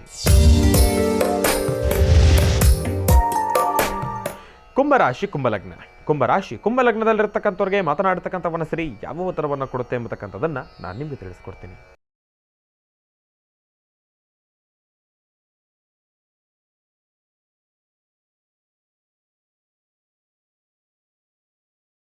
ಕುಂಭಲಗ್ನದಲ್ಲಿರ್ತಕ್ಕಂಥ ಭವಿಷ್ಯತ್ತನ್ನು ತಿಳಿಸೋದಾದರೆ, ಮಾತನಾಡ್ತಕ್ಕಂಥ ಮನಸ್ಸರಿ ನೀಡ್ತಾ ಇರತಕ್ಕಂಥದ್ದು ಮಾರ್ಗದರ್ಶನ ನಾವು ಗಮನಿಸಿ ತಿಳಿಸೋದಾದರೆ, ಕುಂಭರಾಶಿನಲ್ಲಿರ್ತಕ್ಕಂಥ ಭವಿಷ್ಯತ್ತು ಸಾಕಷ್ಟು ಮಂದಗತಿಯಿಂದ ಸಾಗ್ತಾ ಇದೆ, ತುಂಬ ಸ್ಲೋ. ಏನೊಂದು ವಿಚಾರವಾಗಿ ಆಲೋಚನೆಯನ್ನು ಮಾಡಿದ್ರೂ ಕೂಡ ಮಾಡಿದ್ರೆ ಆಯಿತು ಬಿಡು, ಪ್ರತಿನಿತ್ಯದ ಜೀವನ ಅಲ್ವಾ, ಆಯಿತು ಆಗಲಿ ಬಿಡು, ಸಮಯ ಇದೆ ಆರಾಮಾಗಿ ಮಾಡೋಣ ಬಿಡು ಅನ್ನೋ ರೀತಿ ಇರುತ್ತೆ. ಸಾಕಷ್ಟು ನೆಮ್ಮದಿಯ ಅಪೇಕ್ಷೆ ಬೇಕಾಗಿರುತ್ತೆ. ವಯಸ್ಸಾಗಿರ್ತಕ್ಕಂಥವ್ರು ಸ್ವಲ್ಪ ನರಳ್ತೀರಿ, ಆರೋಗ್ಯದ ಸಮಸ್ಯೆಯಿಂದನೂ ಕೂಡ ಸ್ವಲ್ಪ ಅನುಭವಿಸ್ತೀರಿ. ಏನೋ ಒಂದು ಕಡೆ ಏನೋ ಒಂಥರ ಎಲ್ಲ ಕಳ್ಕೊಂಬಿಟ್ಟಿದ್ದೇವೇನೋ, ಪ್ರಪಂಚನೇ ತಲೆ ಮೇಲೆ ಬಿದ್ದೋಗಿದೆಯೇನೋ ಅನ್ನೋ ರೀತಿ ನಿಮ್ಮ ಮನಸ್ಸಿಗೆ ಭಾಸವಾಗ್ತಾ ಇರುತ್ತೆ. ಏನೊಂದು ವಿಚಾರವಾಗಿ ಸಣ್ಣ ಪುಟ್ಟ ವಿಚಾರನೂ ಕೂಡ ತುಂಬ ಮನಸ್ಸಿಗೆ ಬಾಧಿಸ್ತಕ್ಕಂಥದ್ದಿರುತ್ತೆ, ನೋವು ಕೊಡ್ತಕ್ಕಂಥದ್ದಿರುತ್ತೆ. ಹೆಂಗೆ ಅಂತಂದರೆ, ಕುಟುಂಬದಲ್ಲಿ ಏನೋ ಒಂದು ಸ್ವಲ್ಪ ನೆಮ್ಮದಿ ಕಂಡುಕೊಳ್ಳೋಣ ಅಂತಂದರೆ ಅಲ್ಲೂ ಕೂಡ ಚಿಕ್ಕ ಚಿಕ್ಕ ವಿಚಾರಕ್ಕೆಲ್ಲ ಸ್ವಲ್ಪ ಜಗಳಗಳಾಗ್ತಕ್ಕಂಥದ್ದಿರುತ್ತೆ. ಅದು ಎಲ್ಲೋ ಒಂದು ಕಡೆ ಮನಸ್ಸಿನ ಮೇಲೆ ಪ್ರಭಾವ ಇರುತ್ತೆ. ನೋಡಿ, ನಮ್ಮ ಮನುಷ್ಯನ ಮನಸ್ಥಿತಿ ಹೇಗಿರುತ್ತೆ ಅಂತಂದರೆ, ತಪ್ಪುಗಳು ಯಾವ ರೀತಿ ಭಾವಿಸುತ್ತೆ ಅಂತಂದರೆ, ದೊಡ್ಡ ತಪ್ಪು ಮಾಡಿಬಿಟ್ಟಿರಲಿ ಸಮಾಧಾನ ಮಾಡ್ಕೊಂಡು ಸುಮ್ಮನಾಗ್ಬಿಡ್ತೀವಿ, ಅದನ್ನು ಮಾತಲ್ಲಿ ಅನುಸರಿಸ್ಕೊಂಡು ಸುಮ್ಮನಾಗ್ಬಿಡ್ತೀವಿ. ಅದೇ ಸಣ್ಣ ಪುಟ್ಟ ತಪ್ಪುಗಳಿದ್ದರೆ ಅದು ತುಂಬ ಮನಸ್ಸಿಗೆ ಕಾಡ್ತಕ್ಕಂಥದ್ದಿರುತ್ತೆ, ಬಾಧೆ ಆಗ್ತಕ್ಕಂಥದ್ದಿರುತ್ತೆ. ಆ ಸಣ್ಣ ಪುಟ್ಟ ತಪ್ಪುಗಳು ಯಾವಾಗ ಬಾಧಿಸೋಕ್ಕೆ ಜಾಸ್ತಿ ಆಗುತ್ತೆ ಅಂತಂದರೆ ಪ್ರೀತಿ ಜಾಸ್ತಿ ಆದಾಗ. ನೋಡಿ, ಒಂದು ಕಡೆ ಪ್ರೀತಿ ಜಾಸ್ತಿ, ಎಲ್ಲಿ ಪ್ರೀತಿ ಇರುತ್ತೋ ಅಲ್ಲಿ ಸ್ವಲ್ಪ ಅನುಮಾನಗಳು ಜಾಸ್ತಿ, ಇಂತಹ ಸಣ್ಣ ಪುಟ್ಟ ಸಮಸ್ಯೆಗಳು ಜಾಸ್ತಿನೇ. ಹಂಗಂತ ಹೇಳಿ ತಾವು ಯಾರು ಭಯಭೀತರಾಗ್ತಕ್ಕಂಥದ್ದು ಬೇಡ. ಕುಂಭರಾಶಿನಲ್ಲಿರ್ತಕ್ಕಂಥವ್ರು ತಾವು ಇವತ್ತಿನ ದಿವಸ ಯಾರಾದರೂ ಬಡಬಗ್ಗರಿಗೆ ಒಂದು ಚೂರು ಊಟವನ್ನು ಕೊಡೋದ್ರ ಜೊತೆಗೆ ಅವರಿಗೆ ತಾವು ಈ ಭಿಕ್ಷುಕರಿಗೆ ಒಂದು ಬೆಡ್ಶೀಟಿನ ವ್ಯವಸ್ಥೆಯನ್ನು ಮಾಡ್ತಕ್ಕಂಥದ್ದು, ಅತ್ತಿನೋ ಕಂಬಳಿನೋ ಅವರಿಗೆ ಕೊಟ್ಟು ಕಾಲಭೈರವೇಶ್ವರರನ್ನು ಪ್ರಾರ್ಥನೆಯನ್ನು ಮಾಡೋದ್ರಿಂದ, ಅಂತಂದರೆ ಅತ್ತಿ ಅನ್ನೋದ್ರು ಕೊಡಲಿಕ್ಕಾಗೋದಿಲ್ಲ, ಇರೋದ್ರಲ್ಲಿ ಅವರಿಗೆ ಒಂದು ಕಂಬಳಿನೋ ಇಲ್ಲಾಂದರೆ ಒಂದು ಬೆಡ್ಶೀಟೋ, ಇಲ್ಲಾಂತಂದರೆ ಅವರಿಗೆ ಈ ಕ್ಷಣ ಏನು ಅನುಕೂಲವಾಗಿರುತ್ತೋ ಇಲ್ಲ ಒಂದು ಇಬ್ಬರಿಗೆ ಮಾಡಿ ಸಾಕು. ಕುಂಭರಾಶಿನಲ್ಲಿರ್ತಕ್ಕಂಥವ್ರು ಅದನ್ನು ಮಾಡೋದ್ರಿಂದ ನಿಜಕ್ಕೂ ಹೇಳ್ತೀನಿ, ಸಾಕಷ್ಟು ಹೆಚ್ಚಿನ ಫಲಾಫಲಗಳನ್ನ ಖಂಡಿತ ಸಿದ್ಧಪಡಿಸ್ಕೊಳ್ತೀರಿ. ಕುಂಭರಾಶಿನಲ್ಲಿರ್ತಕ್ಕಂಥವ್ರಿಗೆ ರಾಷ್ಟ್ರಾಧಿಪತಿ ಶನಿ ಸ್ವಲ್ಪ ಸಮಸ್ಯೆಗಳು ಕಟ್ಟಿಟ್ಟ ಬುದ್ಧಿ. ಹಾಗಾಗಿ ಸ್ವಲ್ಪ ದಾನ ಧರ್ಮಾದಿಗಳನ್ನು ಮಾಡೋದ್ರಿಂದ ಇರೋದರಲ್ಲಿ ಒಂದಿಷ್ಟು ನೆಮ್ಮದಿಯನ್ನು ಖಂಡಿತ ಸಿದ್ಧಪಡಿಸ್ಕೊಳ್ತೀರಿ. ಹಾಸಿಗೆ ಇದ್ದಷ್ಟು ಕಾಲು ಚಾಚಬೇಕು. ದಾನ ಧರ್ಮಾದಿ ಅಂದಿದ ತಕ್ಷಣ ಸಾಲ ಸೋಲ ಮಾಡ್ಕೊಂಡು ದಾನ ಧರ್ಮ ಮಾಡುವಂಥದ್ದಲ್ಲ. ಶಕ್ತಿ ಇದ್ದಲ್ಲಿ ನಿಮ್ಮ ಶಕ್ತಿಯಾನುಸಾರ ಇಬ್ಬರಿಗೆ ಅಲ್ಲಾದರೂ ಕೂಡ ಯಾರಾದರೂ ಒಬ್ಬರಿಗೆ ಕೈಲಾದ ಸಹಾಯ ಮಾಡಿದ್ರೆ ನೆಮ್ಮದಿಯನ್ನು ಖಂಡಿತ ಸಿದ್ಧಪಡಿಸ್ಕೊಳ್ತೀರಿ. ಇರೋ ಸಮಸ್ಯೆಗಳಲ್ಲಿ ಕಿಂಚಿತ್ತು ಆದಷ್ಟು ಬೇಗ ಆಚೆ ಬರ್ತೀರಿ. ಒಳ್ಳೆಯದಾಗಲಿ, ಶುಭವಾಗಲಿ. ರಾಶಿಗಳಲ್ಲಿ ಮೊದಲ ರಾಶಿ ಮೀನರಾಶಿ. ಮೀನರಾಶಿ ಮೀನಲಗ್ನ. ಮೀನಲಗ್ನದಲ್ಲಿರ್ತಕ್ಕಂಥವ್ರಿಗೆ ಮಾತನಾಡ್ತಕ್ಕಂಥ ಮನಸ್ಸರಿ ಯಾವ ಉತ್ತರವನ್ನು ಕೊಡುತ್ತೆ ಎಂಬತಕ್ಕಂಥದ್ದನ್ನು ನಾನು ನಿಮಗೆ ತಿಳಿಸ್ಕೊಡ್ತೀನಿ.